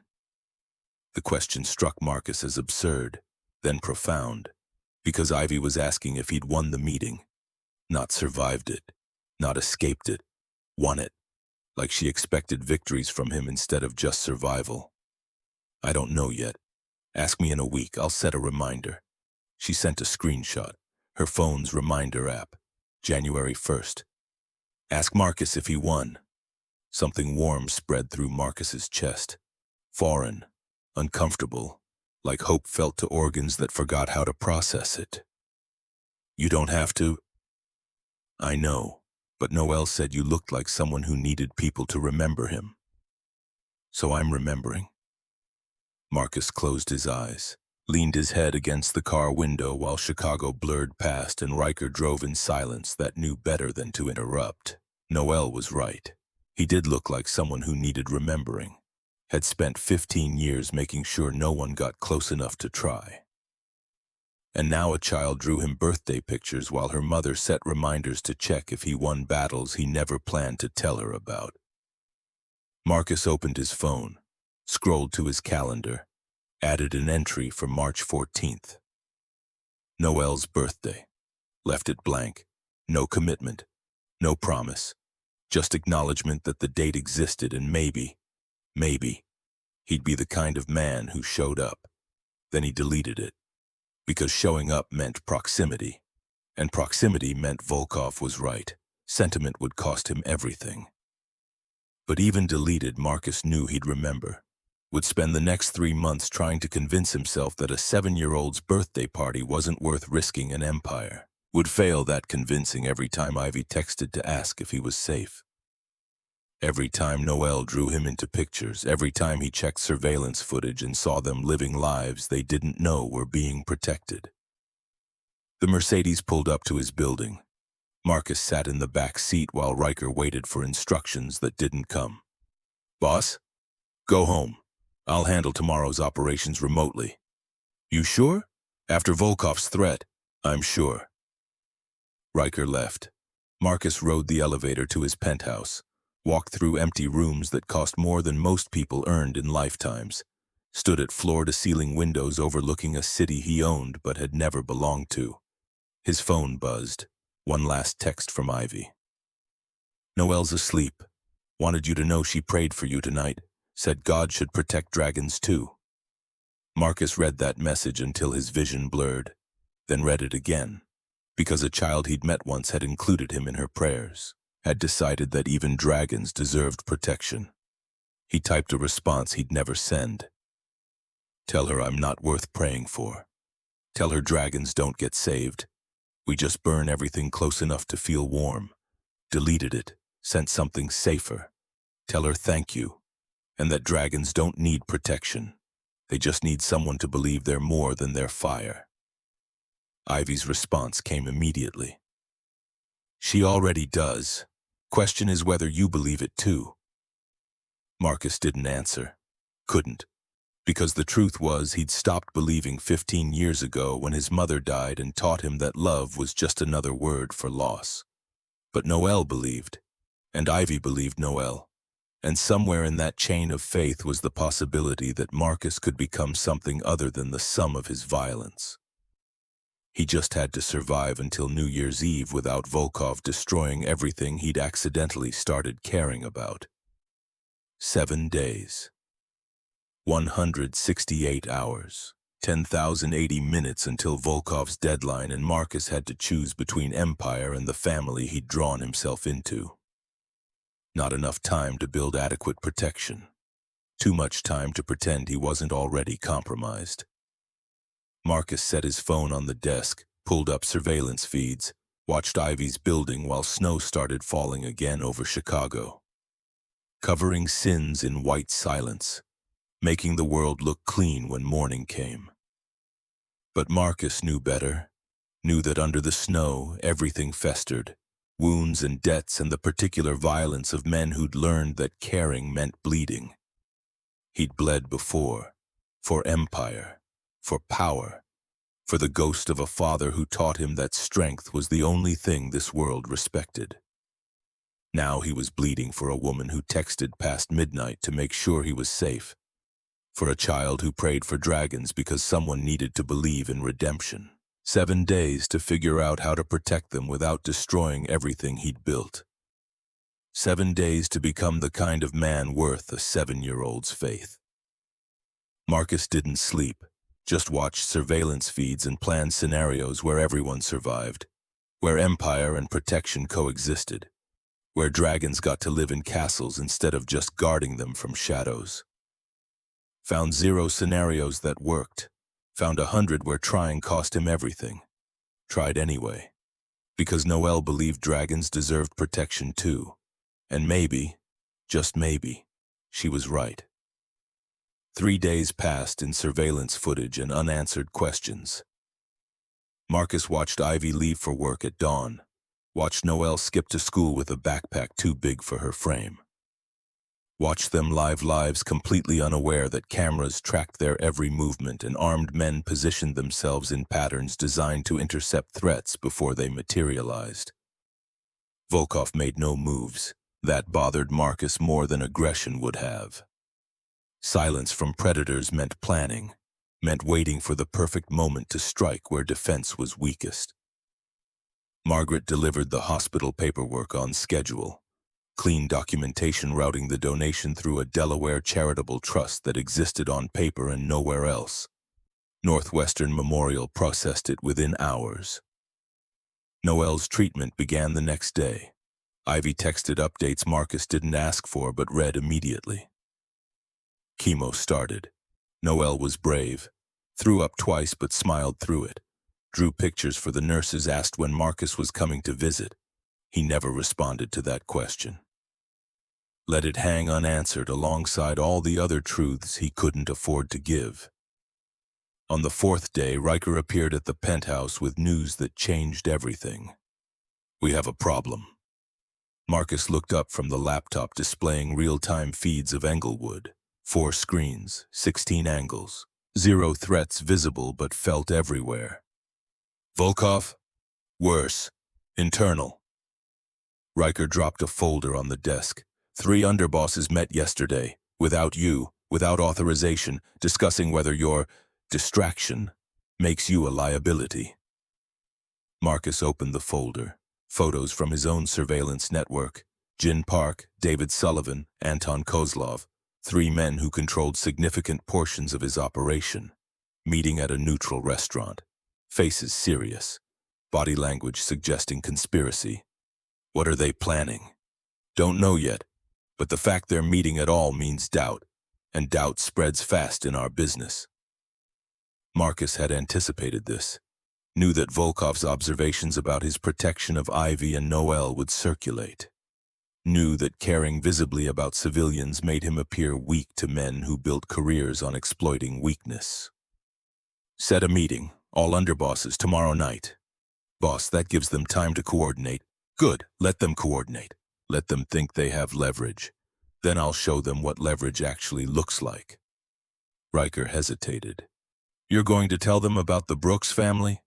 I'm going to tell them that my personal business remains personal, and anyone who confuses that with weakness gets a demonstration of exactly how dangerous sentiment can be when backed by sufficient resources. That's a risk. If they smell blood, they've been smelling blood for 15 years. I'm still here. Marcus closed the laptop. Set the meeting. Make sure everyone understands attendance isn't optional. After Riker left, Marcus pulled up a different screen: financial records, account balances, asset liquidation timelines. He'd been running scenarios since Volkov's ultimatum, calculating how much power he could maintain while divesting enough to build protection that didn't require his constant presence. The answer was brutal. To protect Englewood, to protect Ivy and Noel properly meant sacrificing approximately 40% of his current operation. Territory, income streams, influence accumulated over 15 years of careful expansion. Empire or family, Volkov had framed it that way, but the real choice was more nuanced. How much empire could Marcus burn before the remainder stopped being worth protecting? His phone buzzed, Ivy calling instead of texting. Marcus stared at her name on the screen for 3 rings before answering. Marcus, can you talk? Her voice carried strain, not panic. Something harder, the exhaustion of someone who'd been strong too long and felt the structure cracking. I can talk. Noel's asking questions about you, about where you are and why you haven't visited and whether you're okay. A pause, breathing that sounded like she was outside, traffic noise in the background. I don't know what to tell her. Tell her I'm busy. I tried that. She said busy people still make time for friends, and apparently you're her friend now. Marcus closed his eyes. I'm not good at being anyone's friend. I noticed. You're better at being a stranger who pays medical bills and disappears. That's not fair. No? Then explain what is fair about making my daughter care about someone who won't show up. Ivy's voice cracked slightly. She draws pictures for you every day, saves them in a folder labeled for Marcus when he visits. There are 11 pictures in that folder, and she keeps asking when she can give them to you. The words hit like bullets, each one finding soft tissue Marcus thought he'd armored. Noel was building an archive of hope, 11 pictures worth of faith that the man who caught her once would show up again. I can't visit. Can't or won't. Both. Why? Because visiting means proximity, and proximity means Volkov will see, and seeing means targeting, and targeting means your daughter becomes leverage against me, and leverage means violence, and violence means I'll have to choose between protecting you and maintaining the empire that makes protection possible. Marcus said none of that, settled for partial truth. Because my presence brings attention you don't want. What kind of attention? The kind that gets people hurt. Ivy was quiet for several seconds. When she spoke again, her voice carried resigned understanding. You mean the kind of attention that comes with being whatever you actually are, whatever dangerous thing you won't admit to. Yes, so staying away is protection? It's the best protection I can offer. That's bullshit. No anger in Ivy's tone, just flat contradiction. You want to protect us? Then show up. Be present. Stop hiding behind money and surveillance cameras. Yes, I know about the cameras. Noticed them 3 days ago. 4 new ones pointed at our building. Very subtle, except I've been looking for threats my whole life, and cameras aren't as invisible as you think. Marcus felt ice in his veins. She'd spotted the surveillance, which meant others could, which meant Volkov probably already had. You need to stop noticing things, and you need to stop pretending that distance equals safety. Distance just means I'm fighting threats you won't tell me about without backup I'm not supposed to know exists. What do you want from me? The question emerged rawer than Marcus intended, stripped of the careful control he maintained in every interaction. Just genuine confusion about what Ivy expected from a man who'd built 15 years of isolation on refusing to answer that exact question. I want you to stop lying about caring while acting like someone who cares very much. Ivy's voice softened. I want you to either commit to being part of our lives or walk away completely. Because this halfway thing, where you pay for everything but show up for nothing, it's confusing for Noelle and exhausting for me. If I walk away, you're vulnerable. We've always been vulnerable. At least before I knew the threats. Now I'm watching for shadows that might be protection or might be danger, and I can't tell the difference. Marcus wanted to promise clarity. Wanted to explain the careful architecture of protection he'd built. Cameras and armed men and surveillance networks designed to intercept threats before they became emergencies. But explaining meant revealing, and revealing meant confirming Ivy's suspicions about what he was, what he did. The empire built on violence and fear that somehow produced moments of gentleness with 7-year-olds who believed dragons could be kind. I'll visit. The words escaped before Marcus could stop them. Commitment made without calculation, without considering implications or risks or the fact that visiting meant exactly the proximity he'd spent 4 days avoiding. When? Tomorrow, after Noelle's treatment. Why tomorrow? Because tonight I'm meeting with underbosses who question my strength. Because tomorrow might be the last day I can visit as someone who still controls enough power to make protection mean something. Because Volkov's deadline is 3 days away, and after that, everything changes. Because tomorrow works. Ivy didn't push. Okay, tomorrow, 4 p.m. We'll be home by then. She hung up before Marcus could change his mind. Left him staring at his phone and the commitment he'd just made to a woman who saw through performances and a child who collected pictures for someone who might never deserve them. Riker returned at 6 with confirmation. Meeting set for 8 p.m. All 12 underbosses confirmed. Location? The club Marcus owned in River North. Neutral enough to feel safe. Controlled enough that Marcus could manage outcomes if management became necessary. Marcus dressed carefully. Black suit, white shirt, no tie. The dragon tattoo visible as statement and warning. He wore power the way some men wore cologne. Visible, intentional, designed to trigger specific responses in people who understood hierarchy through threat assessment. The club smelled like money and desperation. High-end finishes covering the reality that this was where Marcus's empire intersected with legitimate business. Where politicians drank with criminals and everyone pretended the lines weren't just suggestions enforced through selective prosecution. 12 men waited in the private room upstairs. Jin Park, David Sullivan, Anton Kozlov, 9 others who controlled territories, operations, revenue streams that collectively represented Marcus's power base. They stood when he entered, respect performed through ritual. But Marcus saw the calculation in their eyes, saw them measuring him against rumors, against Volkov's observations about distraction and weakness. He sat at the head of the table, let silence stretch until discomfort became pressure. I know why you met without me. Jin Park, oldest of the group, most cautious, spoke first. Boss, we have concerns. You have doubts. Marcus cut him off. You're wondering if my attention has shifted, if protecting civilians makes me less effective at protecting empire. Volkov is talking. Anton Kozlov, Russian descent, connected enough to hear things. Saying you've gone soft, saying you're distracted by a woman and child who make you vulnerable. And you believe him? We believe what we see. You've diverted resources to Englewood, surveillance, personnel, money for what? Residential territory that generates 0 revenue. Marcus leaned back. You think protecting civilians is distraction. I think it's expansion into areas Volkov wants. He's been buying Englewood systematically, displacing residents, building leverage.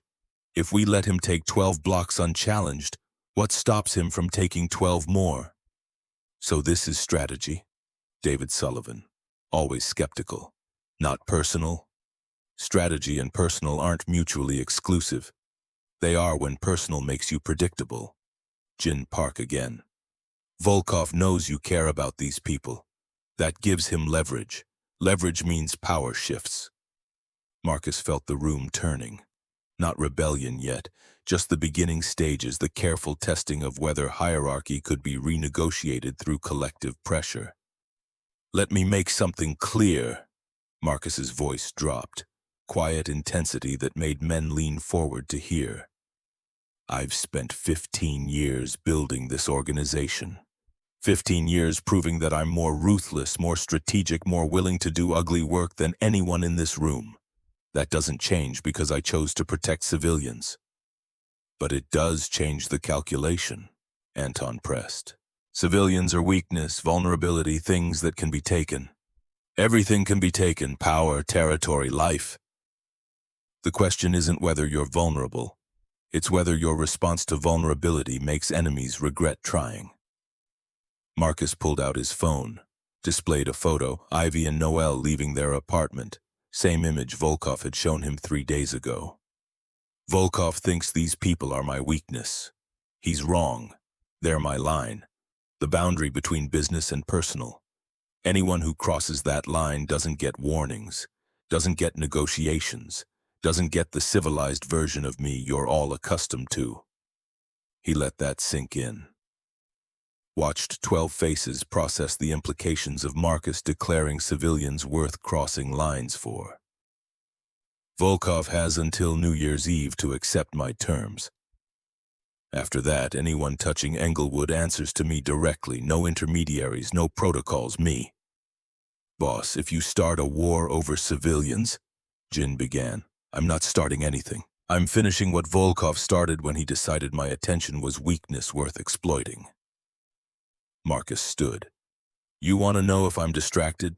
I'm focused on protecting what matters while maintaining everything we've built. Anyone who can't reconcile those priorities is welcome to work for someone whose priorities are simpler. Silence, the kind that preceded either acceptance or mutiny. Marcus had gambled that his history, 15 years of proving himself, bought enough credibility to weather this challenge. The gamble paid when Jin Park stood. Understood, boss, we're with you. One by one, the others stood. Confirmation through gesture, not enthusiasm, just calculation that opposing Marcus now cost more than supporting him might. Good. Then we proceed as planned. Volkov gets his answer on New Year's Eve. Until then, business continues normally. The meeting dissolved, underbosses filtering out with careful distance that suggested private conversations would happen. Alliances would be tested. Loyalty would be measured against self-interest. Marcus stayed in the empty room after everyone left. Poured whiskey from the bottle reserved for moments when control felt more performance than reality. Riker appeared in the doorway. That went better than expected. They're not convinced, just afraid. Fear works. Until it doesn't. Marcus drank. How many do you think will move against me? Honestly, 3, maybe 4 if Volkov offers the right incentives. Names? Anton for sure, Jin maybe. The others are reading wind patterns, waiting to see which direction offers better survival odds. Marcus nodded, expected as much. 15 years taught him that loyalty was temporary, conditional on power remaining worth the subservience it required. His phone buzzed. Text from Ivy. Noelle wants to know what time you're coming tomorrow. She's planning an art show. All 11 pictures plus whatever she finishes tonight. Marcus stared at the message. Tomorrow he'd visit a 7-year-old's art show while his empire fractured beneath him. Would smile at stick figure drawings while underbosses plotted succession. Would pretend for 2 hours that he was someone who belonged in Ivy's apartment, instead of someone whose presence brought threats she couldn't see but would suffer anyway. 4 p.m. I'll be there. She's already preparing snacks. Fair warning, you're getting the full hostess experience. I'm not good with kids. You caught her before she fell and she's been in love with you since. I think you're better than you know. In love. The words sat wrong. A 7-year-old couldn't love a stranger, could only love the idea of him, The version she'd built from one moment of protection and a mother desperate enough to let dangerous men orbit their lives. I'll try not to disappoint her. Just show up.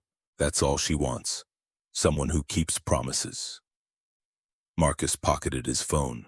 Kept promises. Such simple math. Say you'll appear, then appear. Basic reliability that somehow became profound when directed at children who'd learned early that adults couldn't be trusted. He could keep that promise. Could show up at 4 p.m. and admire stick figures and eat snacks prepared by small hands. Could perform normal for 2 hours while his real life waited outside.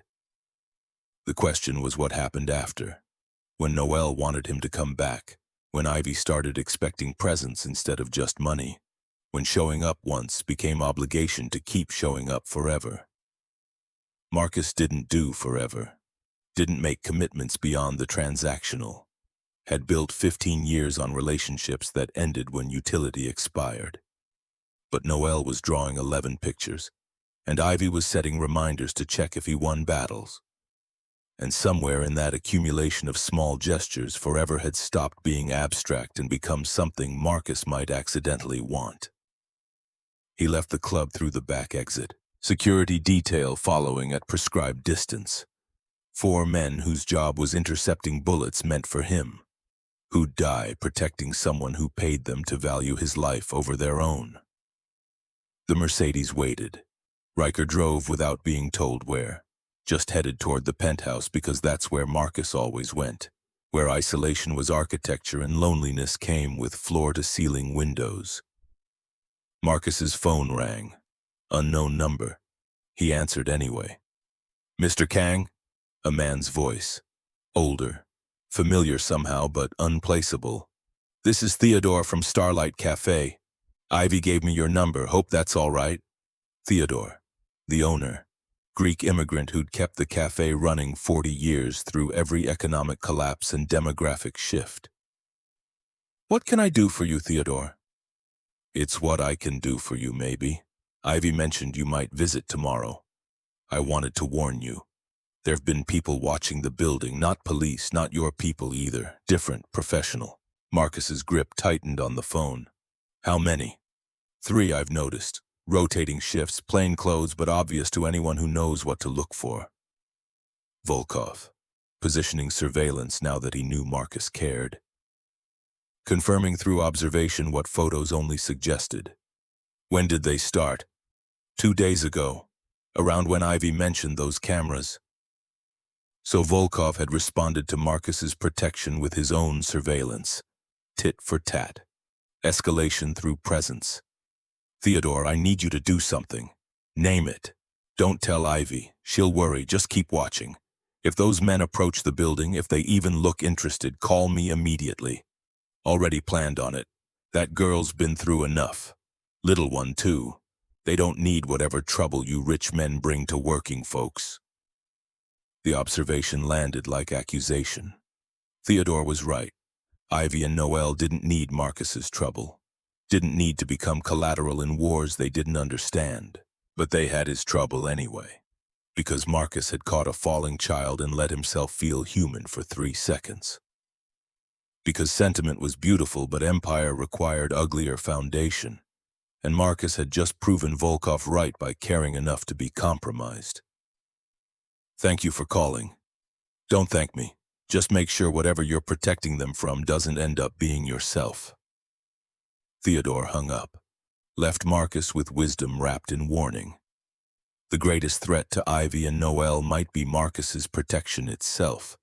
The attention it drew, the vulnerabilities it created. The way caring became targeting in hands skilled enough to weaponize love. Marcus called Riker. "Volkov has surveillance on Ivy's building. 3 men, rotating shifts. Want me to move on them?" "No, that escalates. Just make sure our people are aware. If Volkov's men approach the building, intercept before contact. And tomorrow, when you visit? Standard security, nothing obvious. Boss, walking into a building Volkov's watching. I'm aware of the risk." "Are you? Because this feels like you're choosing them over operational security." Marcus didn't answer. Because Riker was right. Visiting tomorrow meant confirming everything Volkov suspected, meant showing himself at an address Volkov now associated with Marcus's vulnerability. But Marcus had promised Noel, had told Ivy he'd show up, and breaking that promise meant proving Theodore right, meant becoming the threat he claimed to protect against. 4 p.m. tomorrow, have the detail ready. The penthouse felt smaller than usual, like the walls had moved closer while Marcus was gone. He stood at the windows watching Chicago glitter below. Millions of people living lives that didn't require armed security and surveillance networks. Lives where caring didn't become ammunition. His phone buzzed one more time. Another text from Ivy. Noel fell asleep, making you a welcome sign. It says, "Welcome home, Marcus," with rainbow letters. Thought you should know you've been upgraded from visitor to family. Marcus read that message until the screen dimmed, then read it again. Welcome home. Like his penthouse wasn't home. Like home was wherever Ivy and Noel lived in their 4th-floor apartment with a welcome sign made by hands that still believed in rainbows. He wanted to text back that he didn't deserve family status. That home was a concept for people who belonged somewhere instead of just occupying space between conflicts. Instead, he sent, "Tell her I'm honored," because Noel believing he deserved welcome signs mattered more than Marcus's certainty that he didn't. Tomorrow at 4 p.m., Marcus would walk into a building under enemy surveillance, would look at 11 stick figure drawings and eat snacks prepared by a child who called him family. Would pretend for 2 hours that protection didn't require distance and caring didn't cost everything. Would perform normal while Volkov watched and underbosses plotted and his empire cracked beneath the weight of choosing civilians over calculation. The New Year's Eve deadline was 3 days away. 72 hours to figure out how to save Englewood without sacrificing the organization that made salvation possible. Marcus pulled up his laptop, ran financial scenarios until dawn, liquidating assets, restructuring territories, identifying which pieces of his empire could be sacrificed while maintaining enough power to matter. The math was brutal. Protecting 12 blocks of residential territory cost approximately $60 million in diverted resources, money that could expand operations, buy influence, secure leverage Volkov couldn't match. But numbers didn't account for Noel's drawings, didn't factor in Ivy's midnight texts, didn't calculate the value of being someone a 7-year-old called family. Marcus had spent 15 years reducing everything to mathematics. Power plus fear minus sentiment equaled empire. Clean formulas that produced predictable outcomes. Now sentiment had infected the equation, made outcomes uncertain, turned empire from goal into tool for protecting people who probably didn't need protection as much as they needed someone to stop treating care like a transaction. At 5 a.m., Marcus made his decision. Pulled up encrypted communications, sent messages to accounts scattered across 3 continents, initiated transfers that would take 48 hours to complete, but once finished would be irreversible. He was liquidating 30% of his operation. Territories, revenue streams, influence accumulated over a decade, converting empire into cash that could be weaponized as protection. $60 million earmarked for Englewood, not just Ivy and Noel's building. All 12 blocks, purchasing properties above market rate, establishing trusts that protected resident rights, building infrastructure that made displacement economically impossible. Volkov wanted those blocks. He'd have to outbid a ghost corporation backed by resources that looked infinite because Marcus had just made them infinite by converting power into currency. The transfers would weaken him. 30% less territory meant 30% less influence, less revenue, less leverage. His underbosses would see the divestment, would smell blood in the water, would calculate whether a wounded Marcus was worth serving or whether succession offered better opportunities. But Noel would keep her apartment, Ivy would stop fighting threats alone, and Marcus would prove that sentiment could have teeth sharp enough to bite back. He finished the transfers at dawn, watched numbers move across screens, Empire converting to protection, power becoming promise that a 7-year-old could trust welcome signs to mean what they said. Riker appeared at 8 with coffee Marcus didn't drink and concern he didn't voice. "Boss, I just got alerts. Massive asset liquidation. Did you?" "I did. That's 30% of operations, maybe more. 42% when fully executed." Riker set down his coffee, slow, controlled, the careful movements of someone processing information they couldn't quite believe. "You're dismantling the organization. For civilians. I'm restructuring, shifting from expansion to consolidation." "Bullshit. You're burning Empire to protect a woman and kid you've known less than a week." Marcus met Riker's eyes, saw genuine confusion there. 12 years of service trying to reconcile the Marcus he knew with the one making decisions that looked insane from the outside. "Maybe. Boss, this is suicide. The underbosses will see weakness, Volkov will see opportunity, you're handing them ammunition. Then they better make their shots count, because after this I won't have resources to waste on mercy." "What happens when they come? When Anton or Jin or whoever decides wounded prey is worth attacking?" "Then I demonstrate that 42% less Empire still leaves me with more than enough to end anyone stupid enough to try." Marcus stood, walked to the windows, Chicago waking up below. People heading to jobs where liquidating 42% of their net worth would mean catastrophe, where protection cost money they didn't have for threats they couldn't name.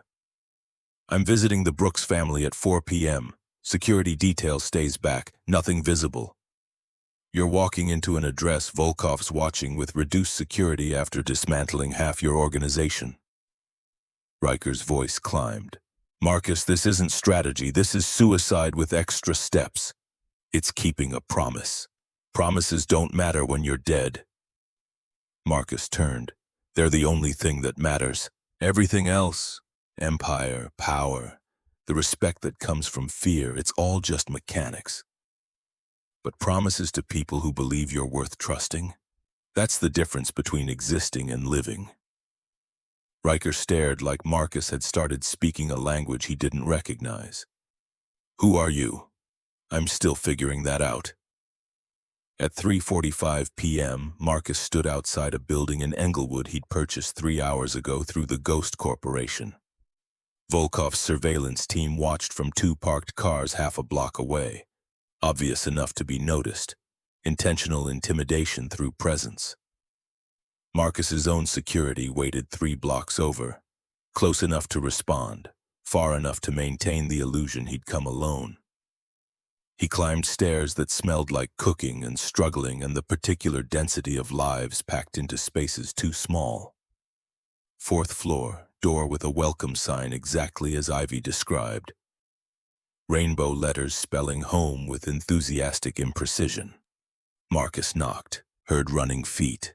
Noel's voice shouting, "He's here!" with joy that made Marcus's chest compress. The door opened. Noel stood there in a purple dress clearly chosen for the occasion.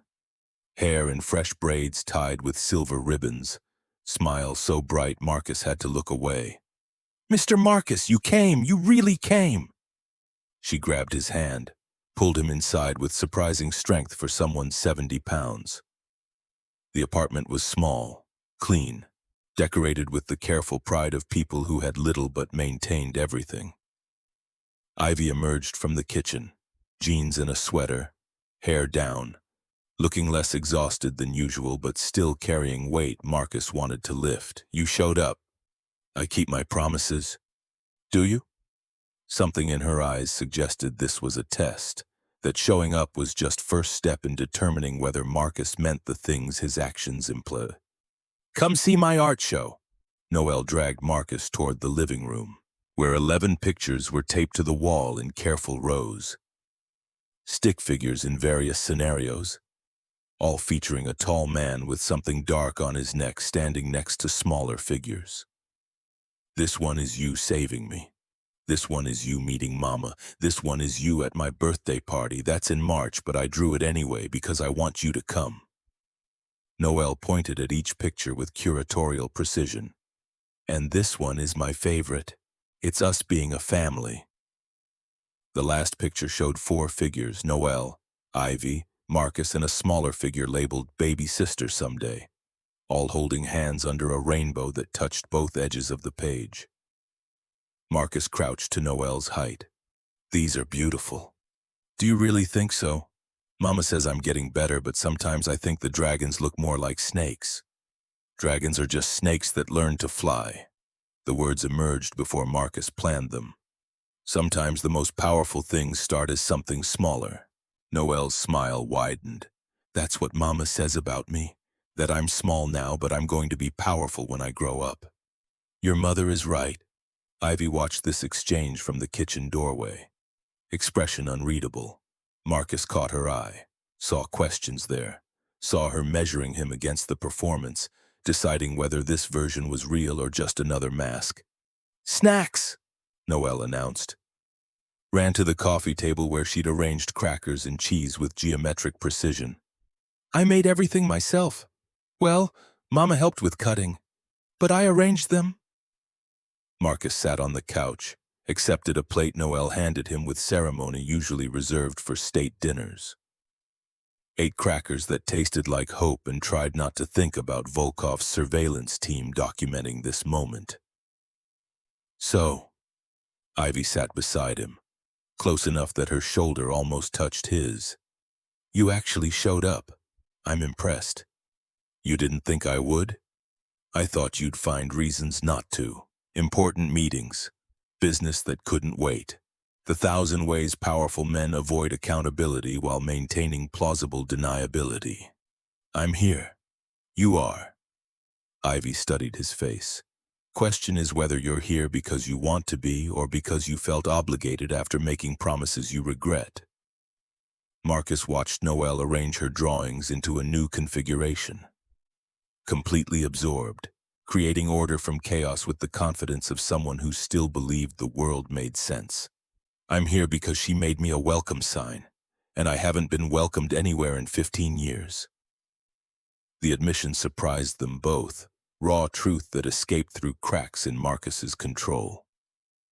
Ivy's expression softened, something like understanding replacing suspicion. Then welcome home, Marcus. Her voice quiet, genuine. For however long you can stay. However long. The caveat made it real, acknowledged that Marcus's presence was temporary. Borrowed time stolen from the empire that owned him. But for 2 hours Marcus pretended otherwise, admired drawings, ate crackers. Listened to Noelle explain her elaborate plans for her birthday party that was still 3 months away. Let himself exist in the space between heartbeats where he wasn't a mafia boss protecting territory, but just a man who'd been welcomed home. At 6 p.m. his phone buzzed, text from Riker. Volkov's team moved closer. They're photographing the building entrance. Need to extract you. Marcus excused himself, stepped into the hallway, called Riker. I'm not extracting, let them photograph. Boss, this confirms everything Volkov suspects. Good, let him know I'm not hiding. Marcus returned to find Noelle showing Ivy a new drawing. This one showed Marcus with wings, actual wings sprouting from the dragon on his neck. Because you're a guardian angel dragon, Noelle explained when she saw him looking. You protect people, that's what angels do. Marcus's throat tightened. I'm not an angel. Mama says angels are just people who choose to help when they could choose to hurt, and you chose to help us. The theology was simplified, probably wrong by most religious standards, but coming from Noelle it felt more accurate than anything Marcus had heard in church the 3 times his mother dragged him before she died. I should go. Marcus stood. Thank you for the art show.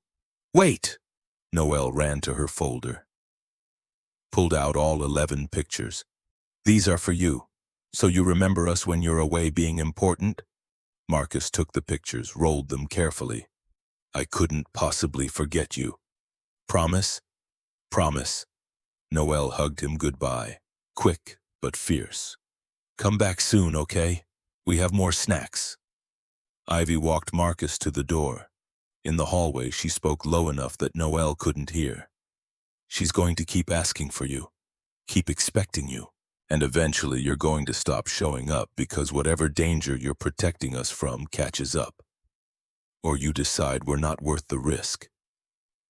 Ivy's eyes held resignation that looked like experience. I just need to know. When you disappear, will it be because you had to, or because you wanted to? Marcus wanted to promise he'd never disappear. Wanted to swear that showing up today meant showing up always. But promises required honesty. And honesty meant admitting that Volkov's deadline was tomorrow, and after that, everything changed. I'm trying to build something where I don't have to disappear, where protection and presence can coexist.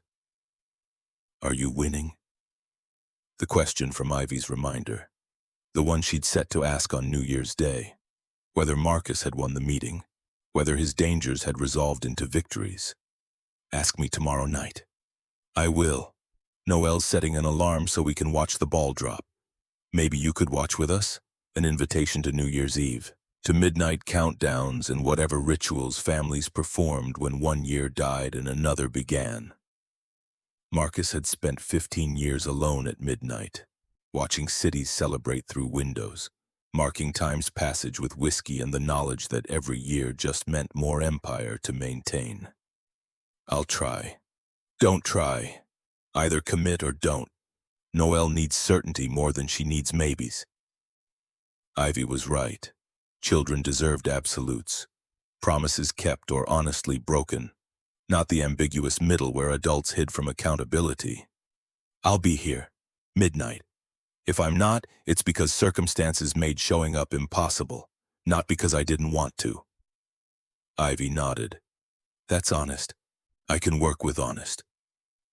Marcus left, descended stairs while carrying 11 pictures and the weight of promises made to people who deserved better than what he could offer. Outside, Volkov's surveillance team photographed his exit, building the evidence that Marcus Kang had chosen civilians over discretion. That sentiment had made him visible.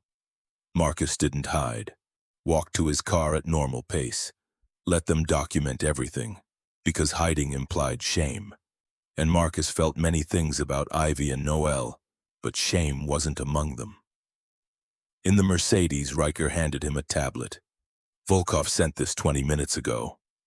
A video, time-stamped 1 hour previous, showing Anton and Jin meeting with Volkov at the same restaurant where they'd plotted without Marcus 3 days ago. Audio included. Clear discussion of terms, territory percentages, revenue splits, the mathematics of empire redistribution after Marcus fell. They're planning succession. Riker's voice flat. Anton and Jin plus 4 others. 51% of your underboss is ready to flip the moment Volkov makes his move. Marcus watched the video, saw men he'd trusted, or at least paid enough that trust became irrelevant, negotiating his downfall with enemy he'd spent years containing. When does Volkov move? Tomorrow, midnight, New Year's Eve. He's framing it as symbolic. Old year ends with old leadership. New year begins with new order. Midnight, when Marcus had promised to be at Ivy's apartment, watching ball drops with a 7-year-old who believed dragons could be angels.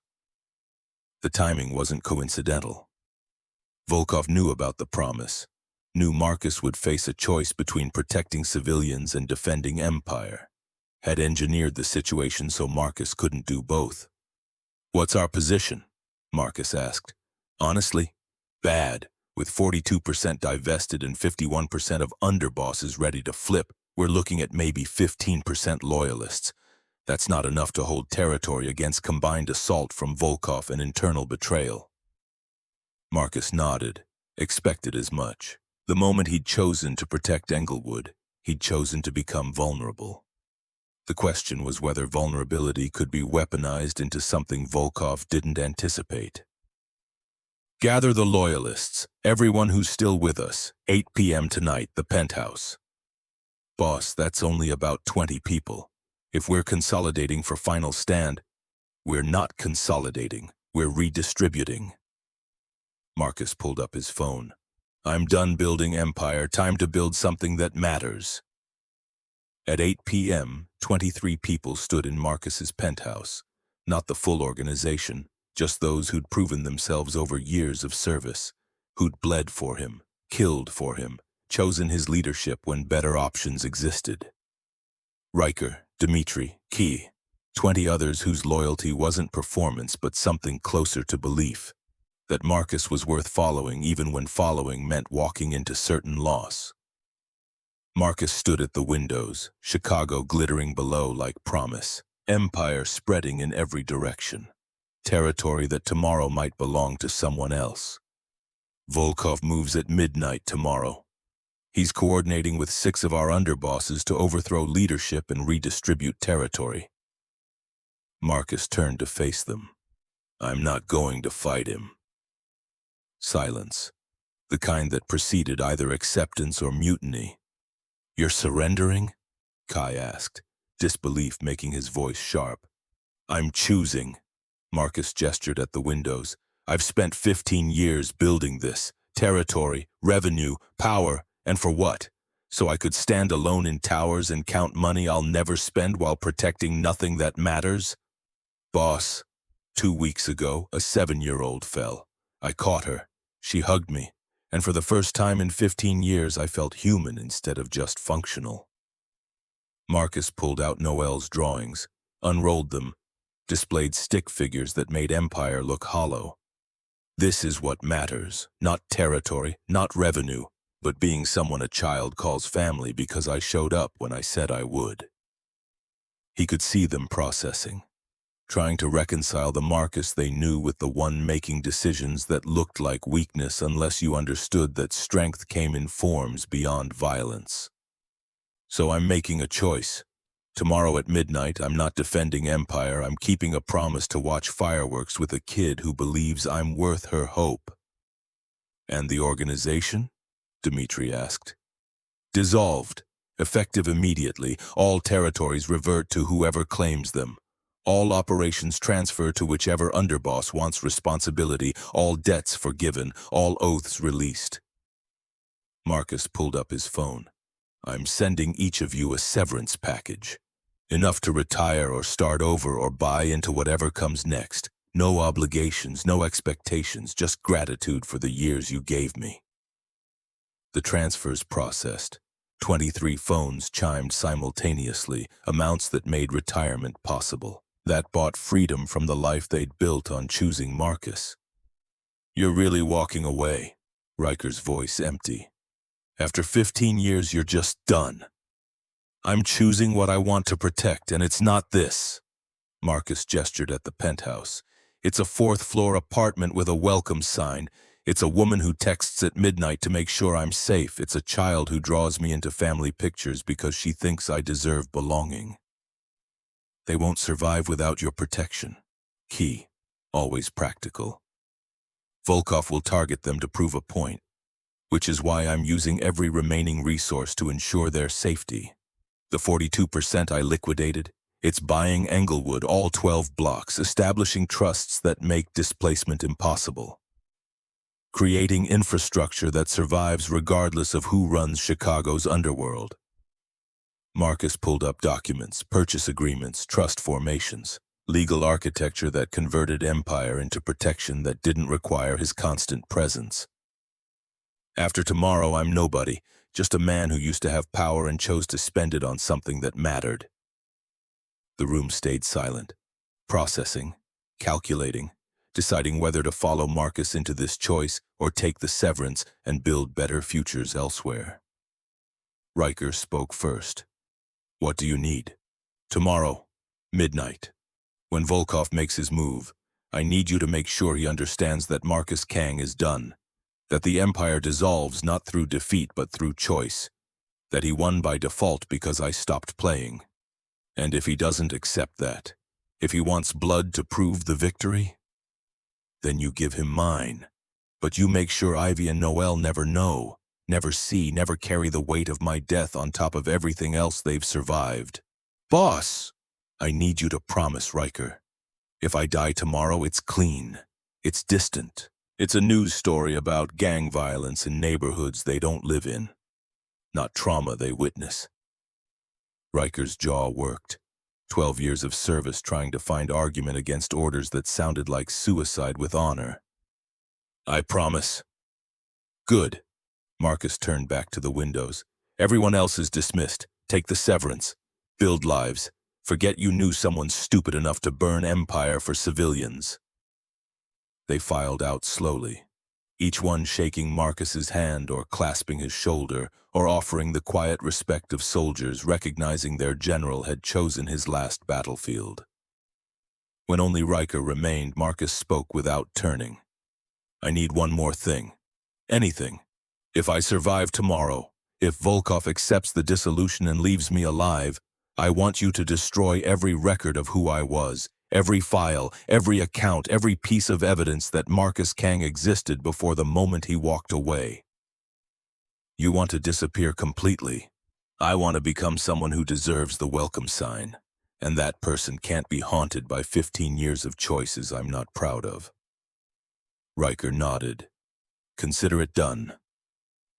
At 11 p.m., Marcus stood alone in his penthouse, dismantled Empire around him.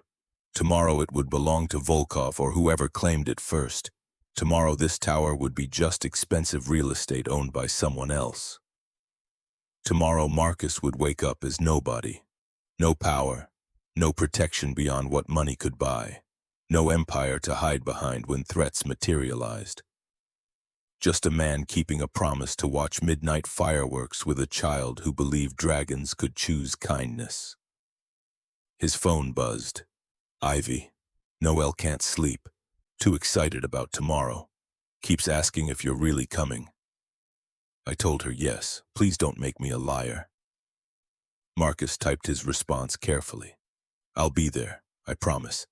And tomorrow, I'll explain everything. Who I was. Who I'm trying to become. Why showing up matters more than anything I'm leaving behind. That sounds ominous. It's honest, and you said you could work with honest. I can. We'll see you at midnight. Marcus set his phone down, walked through his penthouse one last time. 40 stories of isolation he'd called home but never belonged to. Empire made architecture. Power made loneliness. Tomorrow he'd trade it for a 4th-floor apartment with rainbow welcome signs. For a woman who saw through performances. For a child who drew him with wings because she thought protection meant divinity instead of just showing up when you said you would. The choice was made. Empire or family, power or presence. Being feared by thousands or loved by 2 people who had no reason to trust him but chose to anyway. Marcus had already liquidated the accounts, already dissolved the structure, already sent the severance packages that freed 23 people from service. All that remained was surviving midnight, walking into Volkov's endgame, accepting whatever terms made stepping away possible. And if terms couldn't be reached, if Volkov wanted blood, then at least Marcus would die having kept his last promise, present when he said he'd be, choosing civilians over calculation until the moment calculation stopped being optional. He'd spent 15 years building walls. Tomorrow he'd walk through them toward the only welcome that ever mattered. Whatever waited on the other side, death or redemption or something between. Marcus would face it knowing he'd finally chosen right, even if right meant losing everything he'd spent half a lifetime building. Even if right meant becoming nothing but a man with 11 stick-figure drawings and a promise to show up at midnight. That was enough. That had to be enough. Because Noelle believed in guardian angel dragons, and Marcus was done proving her wrong.